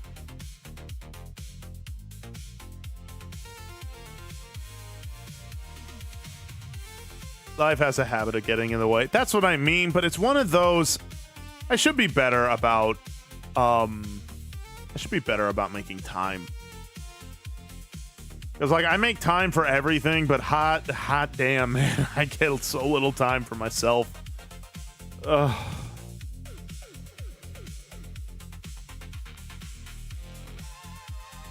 Oh.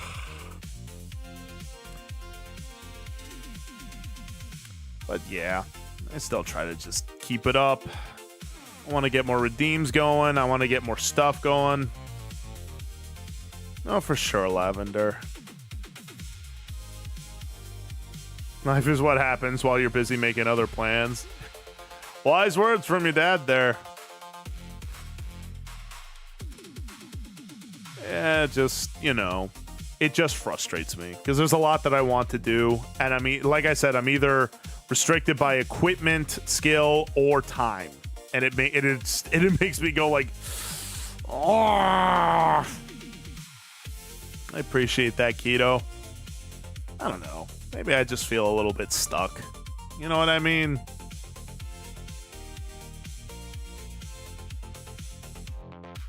As have you a set schedule, like work hours that you stop when they're done? Yeah, I do, but I need to be better about it. Because like I said, I do all my own video editing too, and that is like quite literally the only way my channel grows. It's a lot. Be annoying to get over around, but I know you can do this. Look how far you've come. You've come all this way already. I appreciate that, Night Sky. That wasn't me, though. That's all the Lord. He's the one who brought me here. I mean, I guess we could just... Why not? We could get started with the Bible study, yeah? It's about 7. It's almost... Got about an hour before stream ends. So here, let's go ahead and get that started.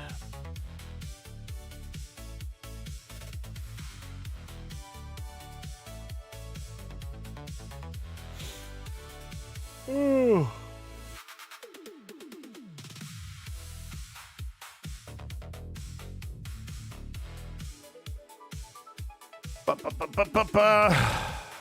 Thank you for the lurk refreshes, John Tiger Boy.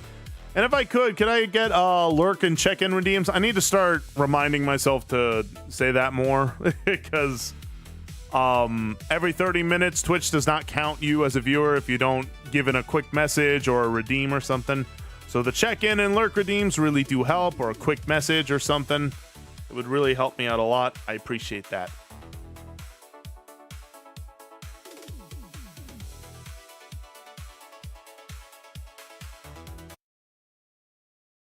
All right. Do that. That is true, Thane. I got to remember to stay true to my sleep schedule that I'm trying to make. Because, by Jove, I can't be staying up super late.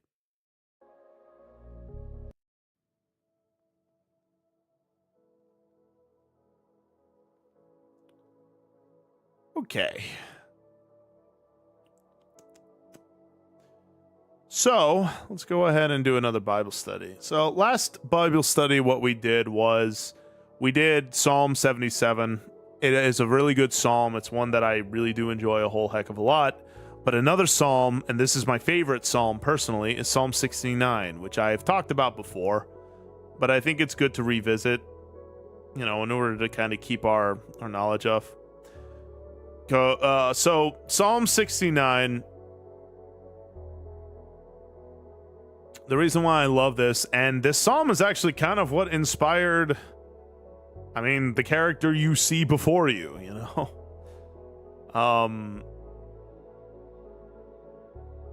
I usually quote this very often, especially when I'm really suffering or I see someone else suffering.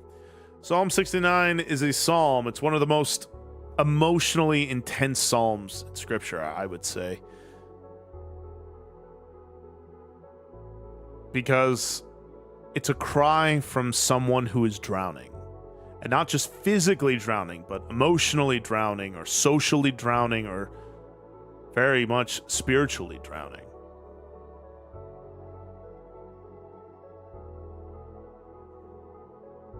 And that's kind of the big thing, right? That's the big takeaway. Drowning. Now you think to yourself, well, you're a fish. How do you drown? Well, that kind of adds to the mania that I suffer through. You're a fish. How is it that you're drowning? What would you call a fish that drowns? A failure.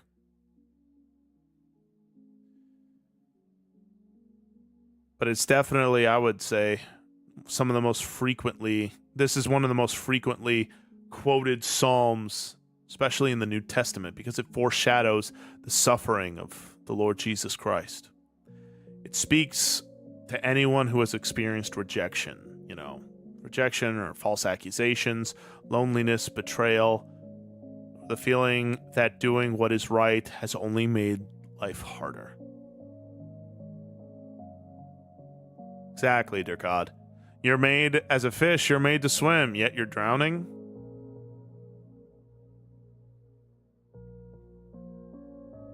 And that may very well be true, Redeemed Red, but the point of it is just to say that it just feels like you can't do it.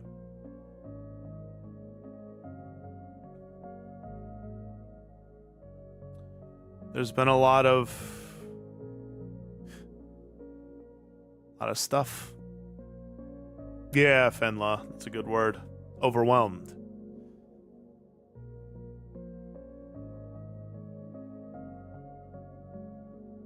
Remember, Psalm 77 was about somebody who felt spiritually exhausted. Like, you feel, spiritually speaking, you feel like God's not there. And you're trying to remind yourself that he is there, and so on. But unfortunately, it doesn't always feel that way.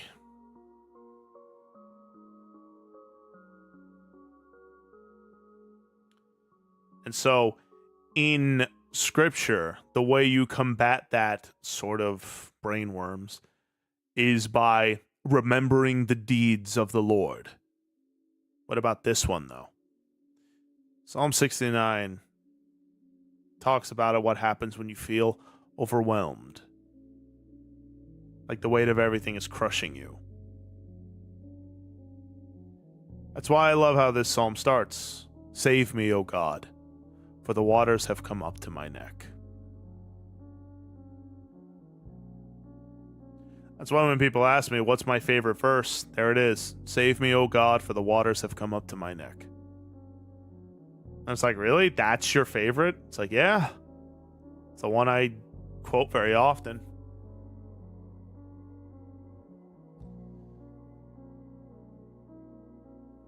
Now, to give some historical context to what we're about to read together, this psalm was written by David, the very same David from David and Goliath. And while we do not know exactly the event that transpired in Psalm 69, it likely comes from a period when David was being pursued by his enemies or slandered by those around him. You gotta remember, throughout David's life, David experienced betrayal from King Saul, who was deeply jealous of him. But his jealousy was expressed in ways that made it feel like David was a criminal. That's called slander, right? Opposition from foreign nations was another issue. Rebellion from his own son Absalom, and criticism even from people close to him. You gotta remember something. David's story didn't end after Goliath fell.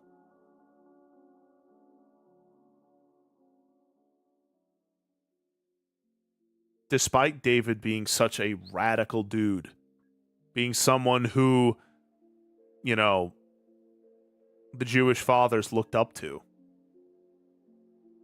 Some said he was the closest thing to the Christ that they had. It's important to remember his story didn't end after Goliath. There was so much more that happened. David was slandered. David was betrayed. David himself committed betrayal.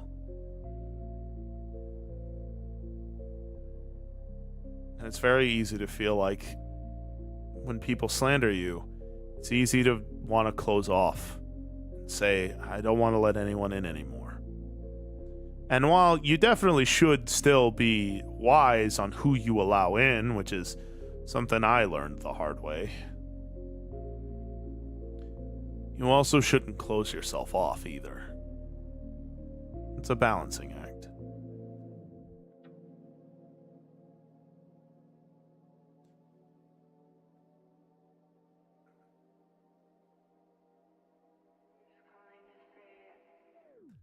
Let's go ahead and read Psalm 69.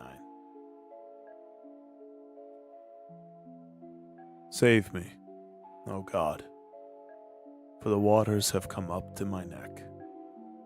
I sink in the miry depths where there is no foothold. I have come into the deep waters. The floods engulf me. I am worn out, calling for help. My throat is parched. My eyes fail, looking for my God. Those who hate me without reason outnumber the hairs of my head. Many are my enemies without cause, those who seek to destroy me. I am forced to restore what I did not steal. You, God, know my folly. My guilt is not hidden from you.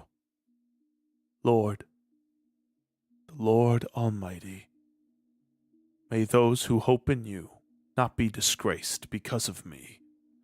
God of Israel, may those who seek you not be put to shame because of me. For I endure scorn for your sake, and shame covers my face. I am a foreigner to my own family, a stranger to my own mother's children. For zeal for your house consumes me, and the insults of those who insult you fall on me.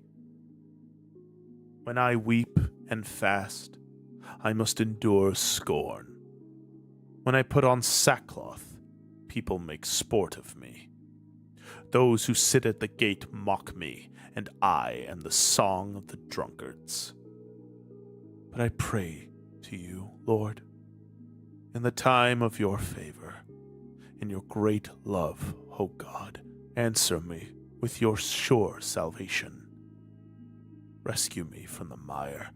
Do not let me sink. Deliver me from those who hate me, from the deep waters. Do not let the flood waters engulf me, or the depths swallow me up, or the pit close its mouth over me. Answer me, Lord, out of the goodness of your love. In your great mercy, turn to me. Do not hide your face from your servant. Answer me quickly, for I am in trouble. Come near and rescue me. Deliver me because of my foes. You know how I am scorned, disgraced, and shamed. All my enemies are before you. Scorn has broken my heart and has left me helpless. I looked for sympathy, but there was none. For comforters, but I found none. They put gall in my food and gave me vinegar for my thirst. May the table set before them become a snare. May it become retribution and a trap. May their eyes be darkened so they cannot see, and their backs be bent forever. Pour out your wrath on them. Let your fierce anger overtake them. May their place be deserted. Let there be no one to dwell in their tents. For they persecute those you wound, and talk about the pain of those you hurt. Charge them with crime upon crime. Do not let them share in your salvation. May they be blotted out of the book of life and not be listed with the righteous. But as for me, afflicted and in pain, may your salvation, God, protect me. I will praise God's name in song and glorify him with thanksgiving. This will please the Lord more than an ox, more than a bull with its horns and hooves. The poor will see and be glad. You who seek God, may your hearts live. The Lord hears the needy and does not despise his captive people. Let heaven and earth praise him, the seas and all that move in them. For God will save Zion and rebuild the cities of Judah. Then people will settle there and possess it. The children of his servants will inherit it, and those who love his name will dwell there.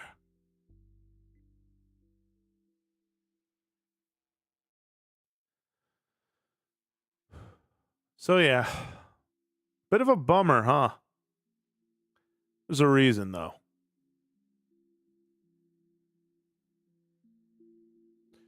This is not a psalm of someone who's pretending everything is okay.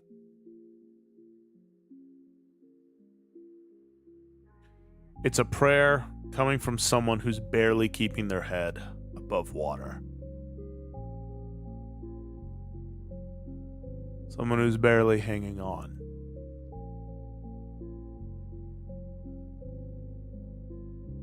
Hey, Ange. Good to see you, sister. The structure of Psalm 69, it's divided into 6 sections, mostly. It's 1, a cry from overwhelming suffering. 2, suffering because of devotion to God. 3, a plea for God's rescue. 4, the pain of rejection and humiliation, and even slander. 5, calling for God's justice. And 6, confidence in future praise. The very first verse, "Save me, O God, for the waters have come up to my neck." There's a reason I quote this so often, and it's the reason why I keep coming back to this psalm. It's because this image is very powerful. David is this mighty king who is considered to be like Israel's most influential figure, or one of them. He's this mighty fella. Yet he doesn't describe himself standing in the water. He describes himself as drowning in it. This flood represents suffering that is beyond his ability to control, despite him being king, despite him being the most powerful man in Israel. He's acknowledging that he can't do it. Now remember, I want y'all to notice, he isn't asking God to make life easier. He's asking God to keep him alive. He's asking for God's help.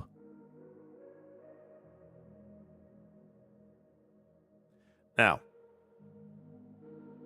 what does drowning look like spiritually? You know,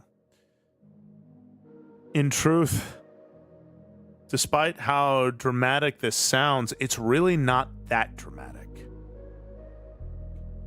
Sometimes it's as simple as just a level of constant anxiety. One that's not enough to call the hospital, not enough to call out for help, but enough to never let you rest. Could be endless criticism, you know. People always finding something wrong with you. And that's the thing. They may very well be within the right to say that. Maybe it is a flaw that you have. Yet that seems to be the only thing they ever say about you. So what's wrong with you? And I often find that slanderers are really good at speaking ill about people, but are very poor at speaking any kind of good, even about themselves.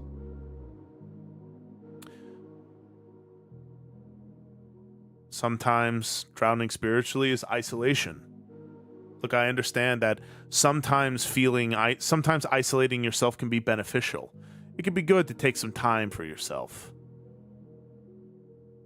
But it can also just as easily become a coping mechanism where you never go out anymore.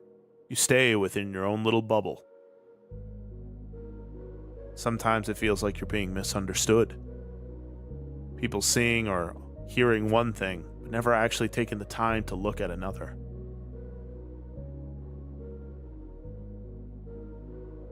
For me, it very much feels like grief that just won't let go. Hatred that came about as from broken love. And exhaustion from fighting the same battles over and over again. I know a lot of us feel like we have seasons where we're barely able to keep our heads above water. That's why I love this psalm so much. God included this prayer in Scripture because he knows his people will experience those moments. He knows you will. In verse 3, my throat is parched. Think about that. Think about that. David is saying, my throat is parched. My throat is dried. It's because David prayed so much to the point where he is now physically exhausted. Let me ask y'all something. Have you ever prayed so much that eventually you just didn't know what else to say anymore? This psalm is a reminder that persistence in prayer is not a sign of weak faith. It is a sign of great one. You just keep going, keep praying, keep hope, even if you don't know what to say. In verse 4, those who hate me without cause outnumber the hairs on my head. A little fun fact for you. This verse was later quoted by the Lord Jesus.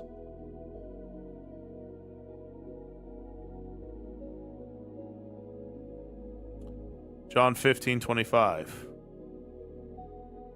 But this is to fulfill what is written in their law.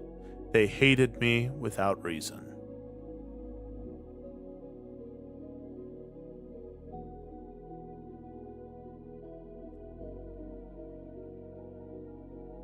David experienced unjust hatred. And keep this in mind. David was not a perfect man. But that doesn't suddenly mean every bit of hatred against him was just. And look, I get it. It's not very in style now to be empathetic. Of course not. You've had a bunch of people who have spent the better part of the last decade taking advantage of people who are more merciful, who are more empathetic, who are more patient, who choose to do what is good, even though doing what is evil is not only easier, it's even seen as the righteous move. It's not very popular to say, to forgive, to show mercy, because people are hurt. You have a lot of people who have taken advantage of kindness, and now those who have been taken advantage of are sick of it, understandably so.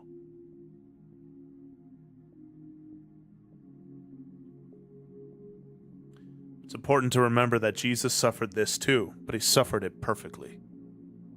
There's a difference between suffering because of our sin and suffering despite our obedience. And Psalm 69 primarily speaks about righteous suffering, and that's the big thing, right? It's like what I told you.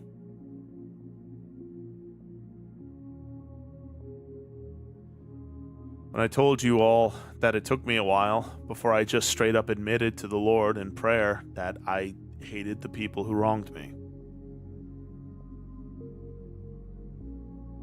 I didn't want to. I know it's wrong. I want to love them because I am loved. I want to forgive them because I am forgiven. I want to do God's will in all of this. No matter how angry I am, no matter how furious I am made to be, I still keep trying. But sometimes it feels like I'm simply being brushed aside. It feels like those who have wronged me just continue to prosper. They continue to spurn. They cause others to turn against me. People don't come at me with love. They come at me the same way they would come at a disobedient dog. And I'll be honest, it can make it really hard to love them.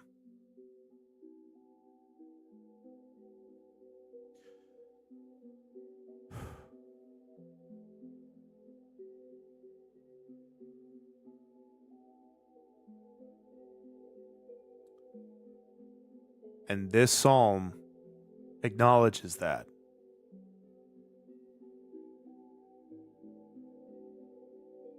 For I endure scorn for your sake, and shame covers my face. I am a foreigner to my own family, a stranger to my own mother's children. For zeal for your house consumes me, and the insults of those who insult you fall on me. When I weep and fast, I must endure scorn. When I put on sackcloth, people make sport of me. Those who sit at the gate mock me, and I am the song of the drunkards.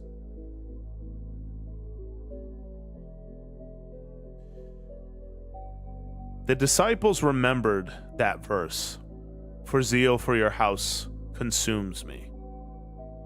The disciples remembered that verse when Jesus was cleaning the temple. When he, was whipping and Judge Gorgeous. telling everyone to knock it off. Raise the court. Ditzy74 Apron, thank you for the follow. Welcome in. David loved God's presence, and Jesus perfectly embodied that same passion.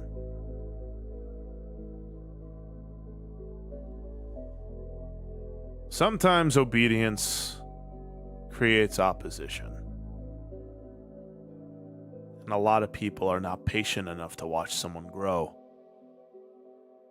They say, you need to be what I think is right now, not understanding that growth takes time.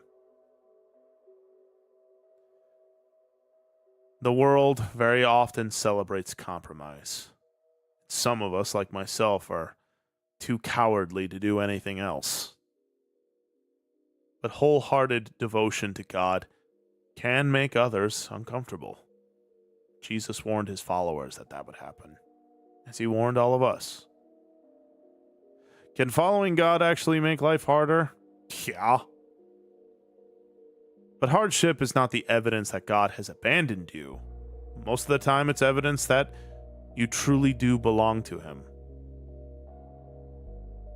And as much as our enemies, Christian or otherwise, want to sit here and pretend like they're the good guys, it's important to remember none of us are.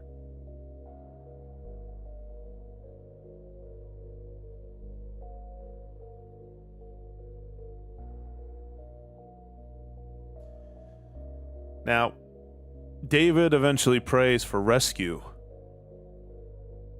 He appeals to God's steadfast love and faithfulness and mercy. He doesn't appeal to his own goodness. He appeals to God's grace.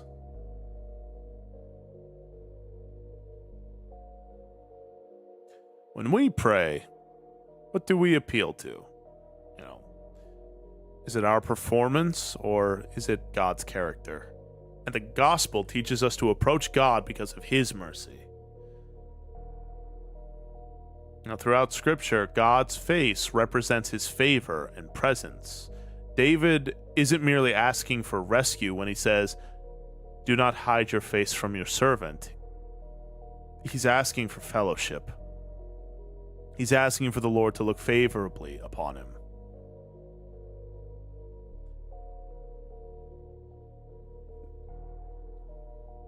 Now, I think the big one, at least for me anyway, is right here. Scorn has broken my heart and has left me helpless.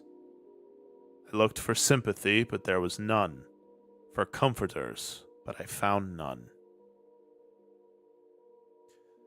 I think this is very much the emotional heart of this psalm. David says that he's looking for those who will look to him, who will help him, but he can't find any. He has been abandoned. He's been abandoned by those who he thought would always be with him, who would always stand by him. Even when he's in the wrong, they would still stick with him. And they didn't.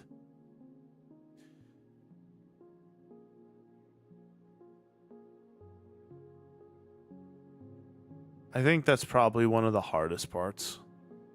Is that you look around one day and realize that you were always alone.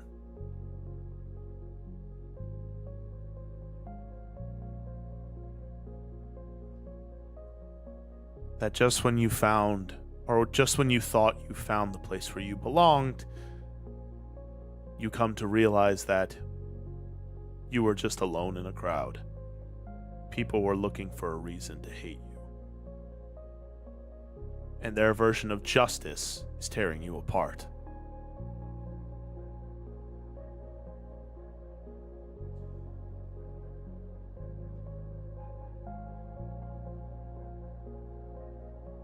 And keep in mind, kind of like what some of you were saying in chat, they put gall in my food and gave me vinegar for my thirst, is directly fulfilled when Jesus is offered soured wine during his crucifixion. David experienced rejection, and the Lord Jesus entered it completely. It's important to remember something. That the Lord Jesus is not distant from suffering. People think that, well, God's sitting on his throne, everything is perfect in heaven. He doesn't understand how it feels to suffer like human. When in reality, God suffers the most. Even before he came as the Lord Jesus, he had already known suffering.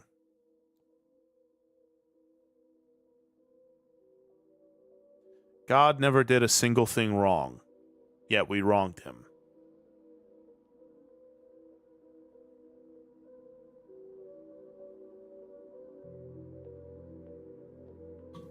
I'm sure that hurts a lot. I should know.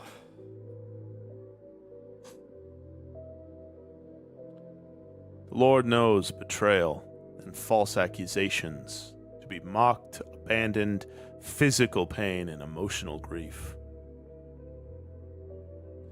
I want you to remember that there is no sorrow you experience that Christ cannot sympathize with.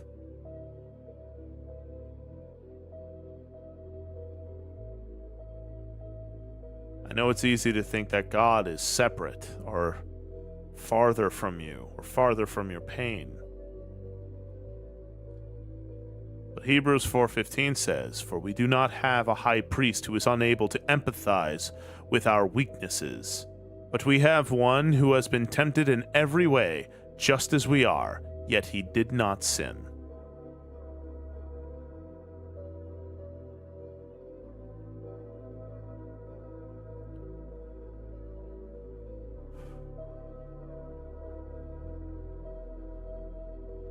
I also want you to recognize something with this next part. Right here, this whole bit. May the table set before them become a snare, may it become retribution and a trap. And he keeps going on, saying that their eyes shall be darkened, may their backs be bent forever, pour out your wrath on them, let your fierce anger overtake them. I want you to remember something what you're reading right here. A lot of people see this and go, well, David is asking for vengeance. I don't know about that. I used to think that way. I used to think that David was calling on God to take vengeance upon his behalf. But I don't think that's true anymore. Matta, welcome in. Thank you. Made it myself. How are you, chum? Welcome, welcome, welcome. We're happy to have you here.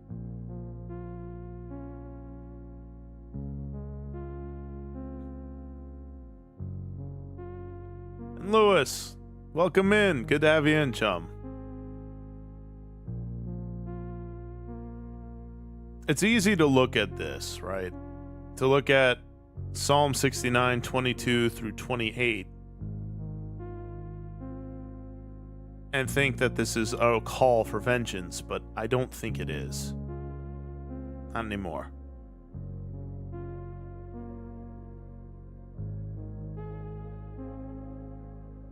It's not David asking that God take vengeance for him.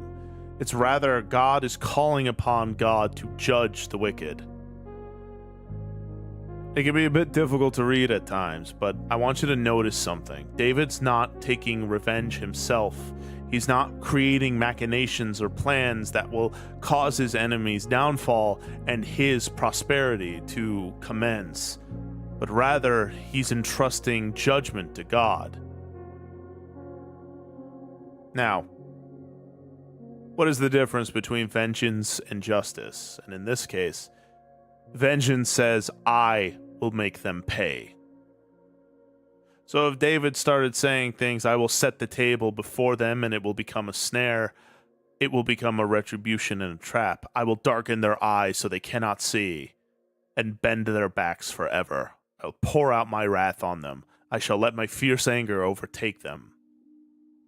That's vengeance, because he wants to be the one that his enemies know have destroyed them. But that's not what David's doing.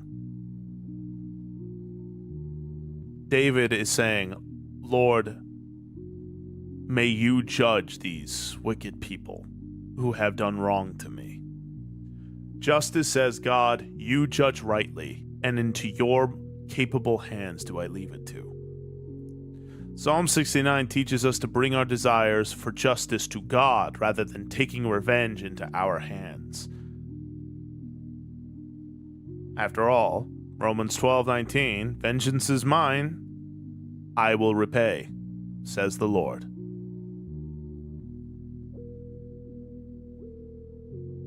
Never avenge yourselves.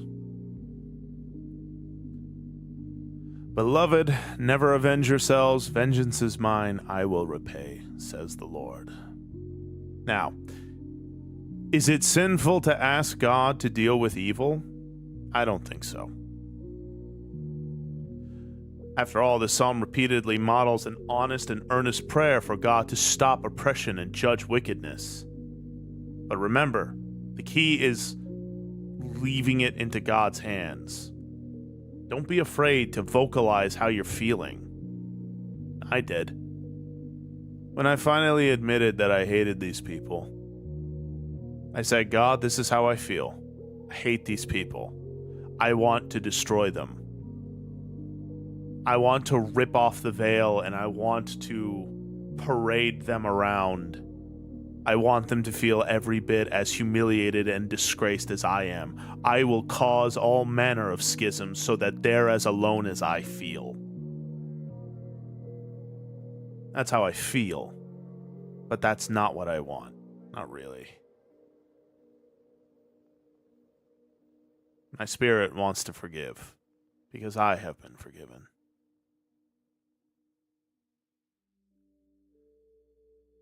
Now remember, how this entire psalm ends. It ends differently than it begins. It didn't end with David necessarily being rescued, but rather his focus changed. The waves were too big. Everything seemed too scary. He felt like he was drowning. His focus was on the waves, on the water. But by the end, he praises the Lord and focuses on him, even before seeing the outcome.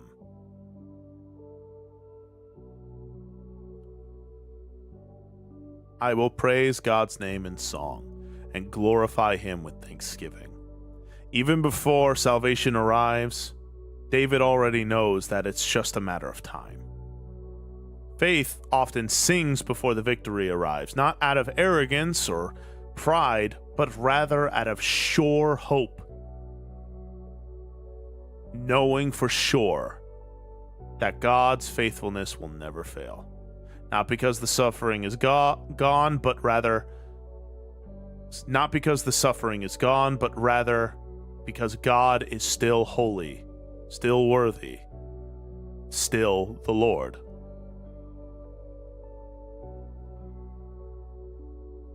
And right here, the Lord hears the needy and does not despise his captive people. What a promise.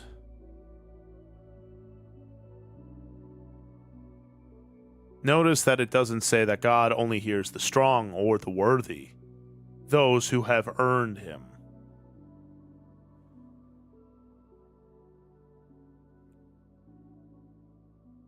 He hears the needy, those who are in need, those who need him.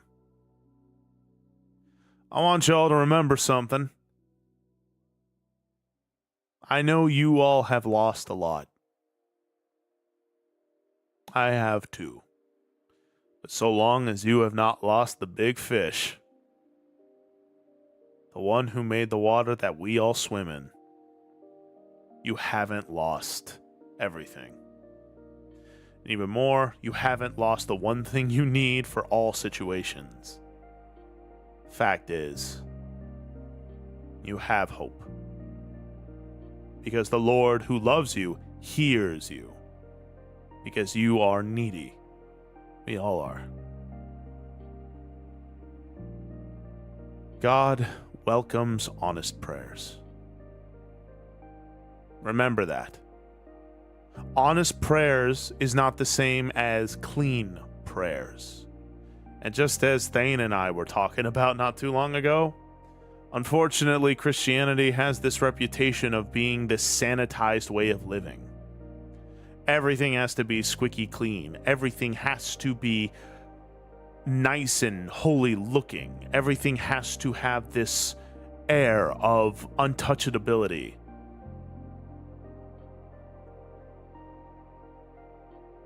But that's not how I see it. To me, Christianity is just reality. I believe we all have gifts, wonders, and joys and blessings that God has given us, and that we are to express. After all, sin is simply a corruption of what is good. Whatever is sinful in your life, it is because it was once a good thing that has now been corrupted. You're built the way you're built for a reason. Now, don't get me wrong. Like Thane here says, you should strive for perfection, but be honest that you aren't.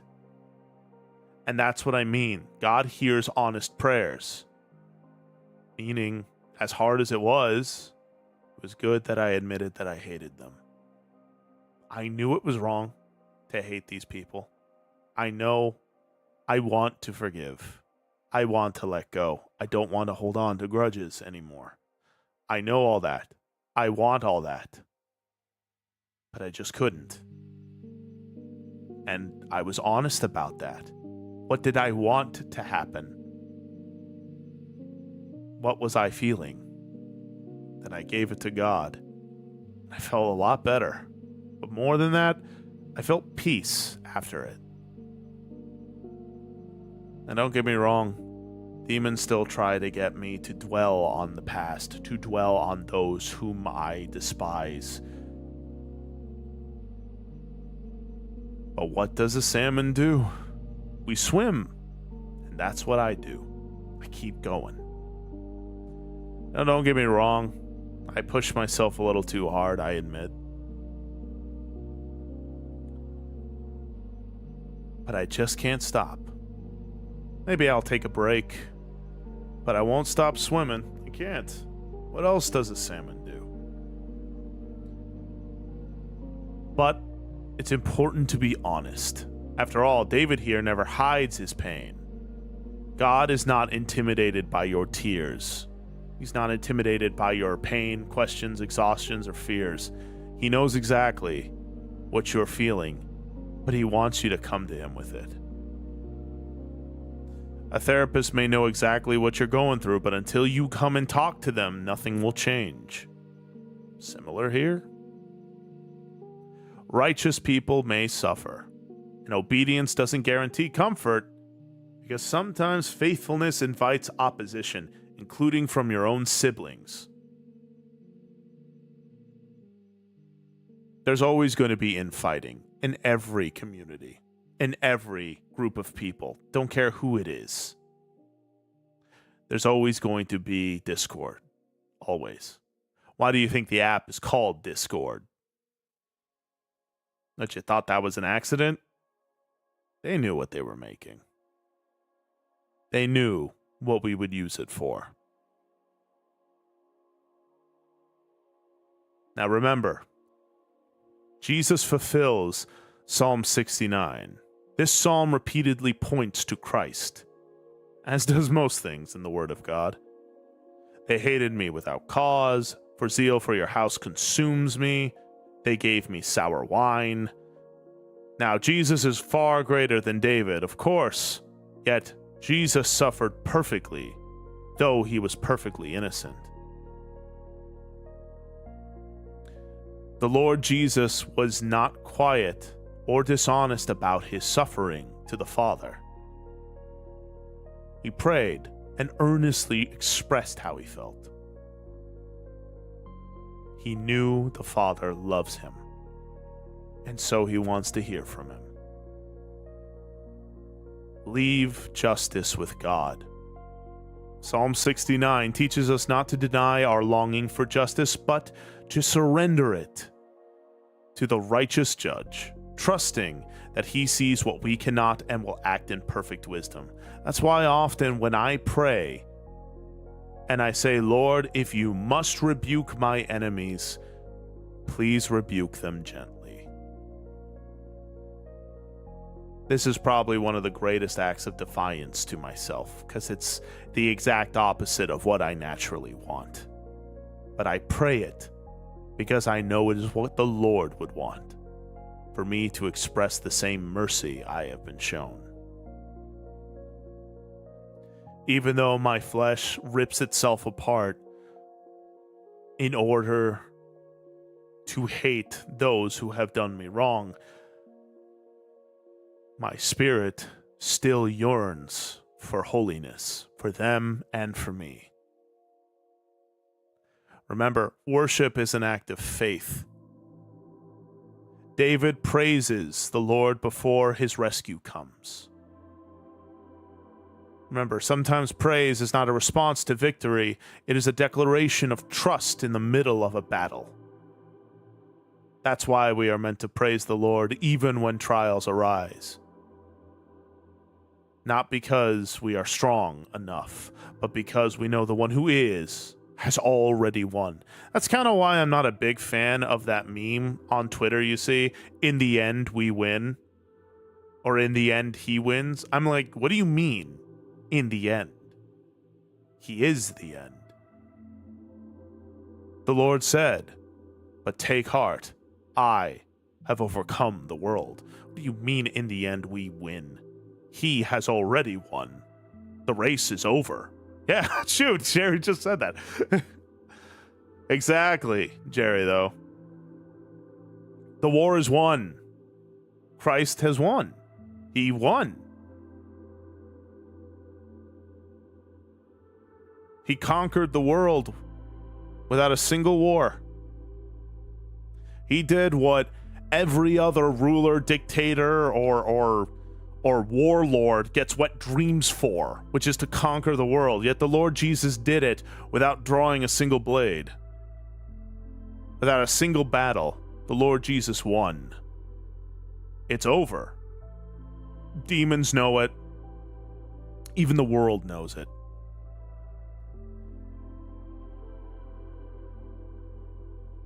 And so, in the Lord's victory, in the Lord himself, do we trust that the fight's over, God's won. So what are we doing? We're doing our best. There's that old quote from the Boondocks I love so much, which is, what do you do when you can't do nothing, but there's nothing you can do? The answer is, you do what you can. And that's what we're doing. We're just doing what we can. That's why I chose a salmon fish. Keep swimming. Keep going. Like I said, salmon are my favorite type of fish. Do you know why? There's this thing called a zombie salmon, if you've ever heard of it. This is a real thing, by the way. There are salmon who, after spawning, you know the whole bit, salmon swim up the river, spawn, and then die. The toll was too much for them. That's how intense rivers are to a salmon.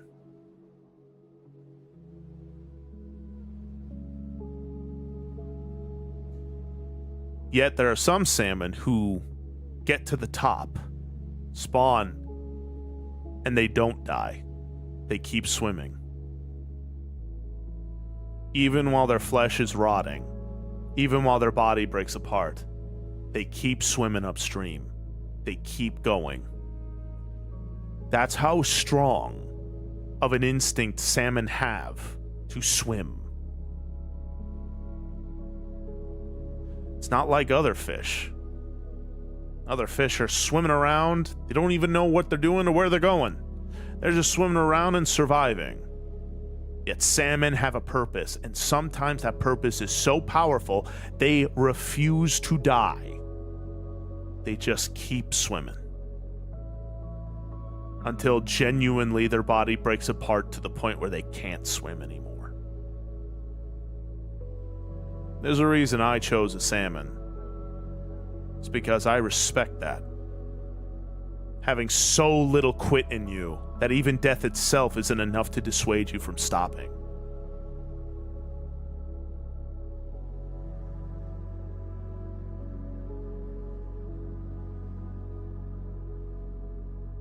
Lewis, I think that's freaking radical. I've even seen fish flop across streets to get to the other side for more swimming. Well, I'm thinking about it, Red. First things first, I need to get the 3.0 done. But, yeah.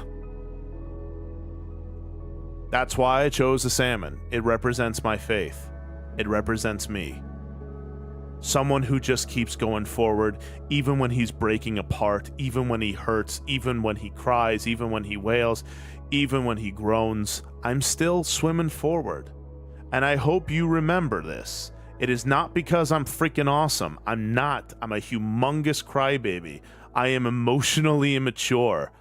I am a very flawed person. I'm very, very weak. The only reason I have been able to get this far and that I keep going as far as I can is because of him. It's because of the Lord. That's why I can still swim. Whether the waters are rough, whether they're still, whether growth has ceased, or growth completely spirals out of control, I keep going and I keep swimming. Psalm 69 is quoted or alluded to numerous times in the New Testament. Right? This shows that Jesus did not merely fulfill isolated verses, he fulfilled the pattern of righteousness, suffering, but still trusting God completely.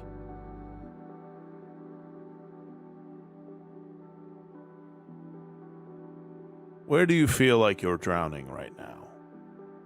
Are you tempted to believe that hardship means God has abandoned you? How does knowing that Jesus experienced rejection change the way you view your own suffering?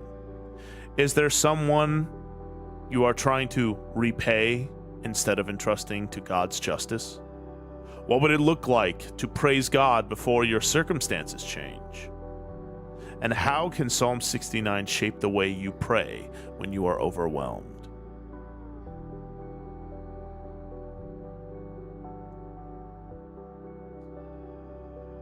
Remember, Psalm 69 reminds us that suffering is not evidence that God has turned away from his people, because David cried from the depths, and centuries later, Jesus entered those same depths on our behalf. The one who was hated without cause, mocked, rejected, given sour wine, understands every sorrow all of us face. His people. because Christ has walked through and conquered death, we can bring our deepest pains to God with confidence, knowing He knows what we feel, because He felt it too. Even when the waters rise to our necks, we are never beyond the reach of the Savior who hears the needy, remembers His covenant, split the sea, makes ways where there are no ways, and one day will make all things new.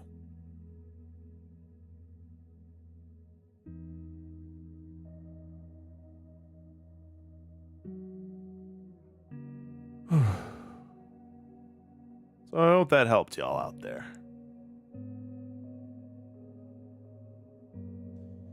Alrighty, everyone.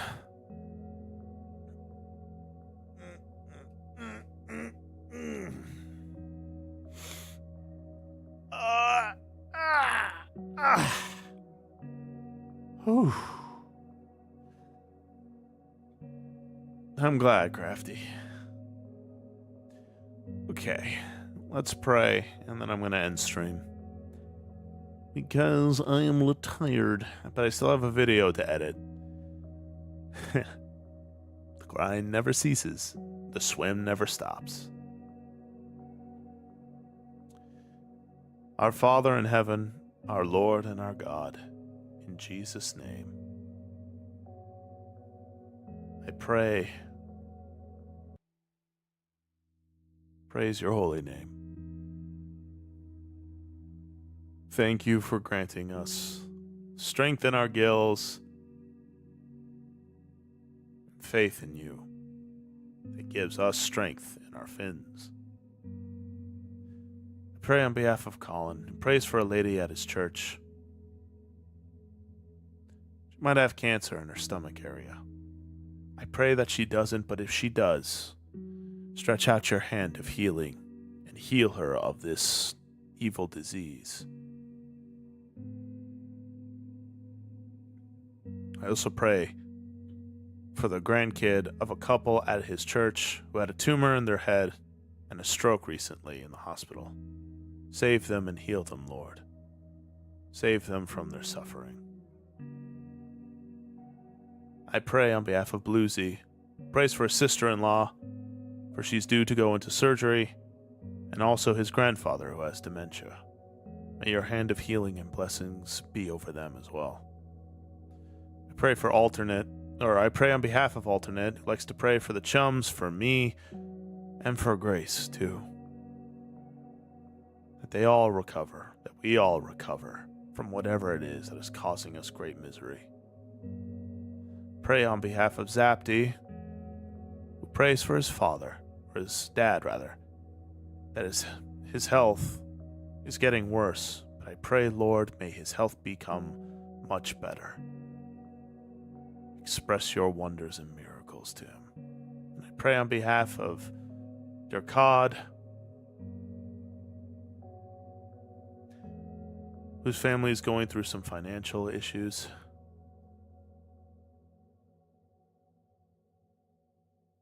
And I pray, Lord, make ways for them where there are no ways. Create peace, for they need it. I pray on behalf of Gambam, who prays for blessings and peace to the chums, to me, and that we continue to adapt to the changes. And that we can keep swimming on, no matter what gets in the way. I pray on behalf of Crafty, who prays for Celeste. Lord, you know that woman has gone through hell and high water and then some. I'm sure she has endured much more than even I've seen. I pray whatever is troubling her, Lord, place your protective angels around her, that she is made well, made safe, and kept happy, fulfilled in her spirit. I also pray on behalf of Lady Lark. She's also going through some things regarding her financial situation. I know Lark well enough to know. And she's a very on-fire lady. It takes a lot for her to be pushed down But even she has her limits, Lord. But you are the Lord who has none. Be with my sister. Make ways for her financial situation where there are no ways.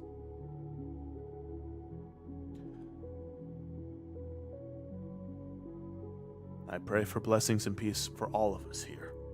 I know things are getting harder for everyone. I know we're all scared.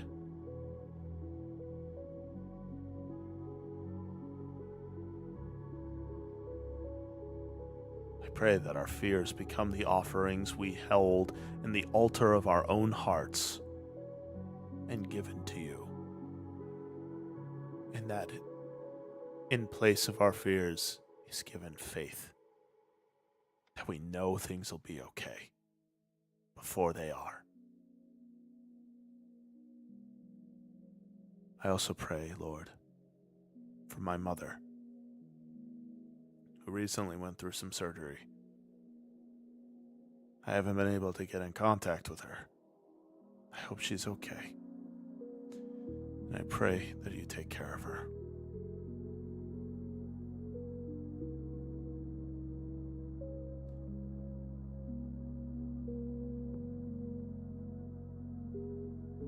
God, save us, O God, for the waters have come up to our necks. We need your help. We need you. In Jesus' name I pray, not my will, not our will, but your will be done. Amen, amen.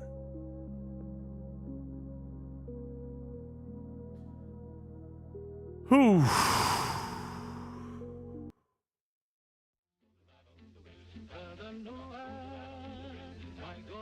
Alrighty, everyone. I think that's a good place to end it for today.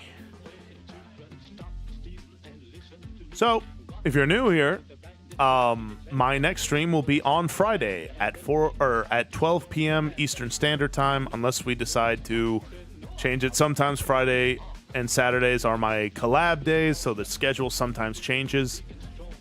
Please join the Discord, because I always update in the Discord in case things change. But I will be streaming on Friday, either at 12 p.m. or maybe a little bit later, but I will still be streaming. But any whoosies, I love you guys. Take care of yourselves. Keep on praying, and remember, celebrate the Lord even before victory is seen.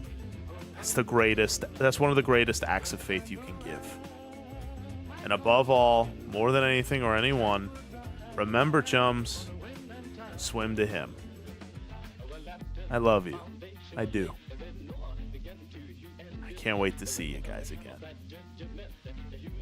Bye-bye. Take care.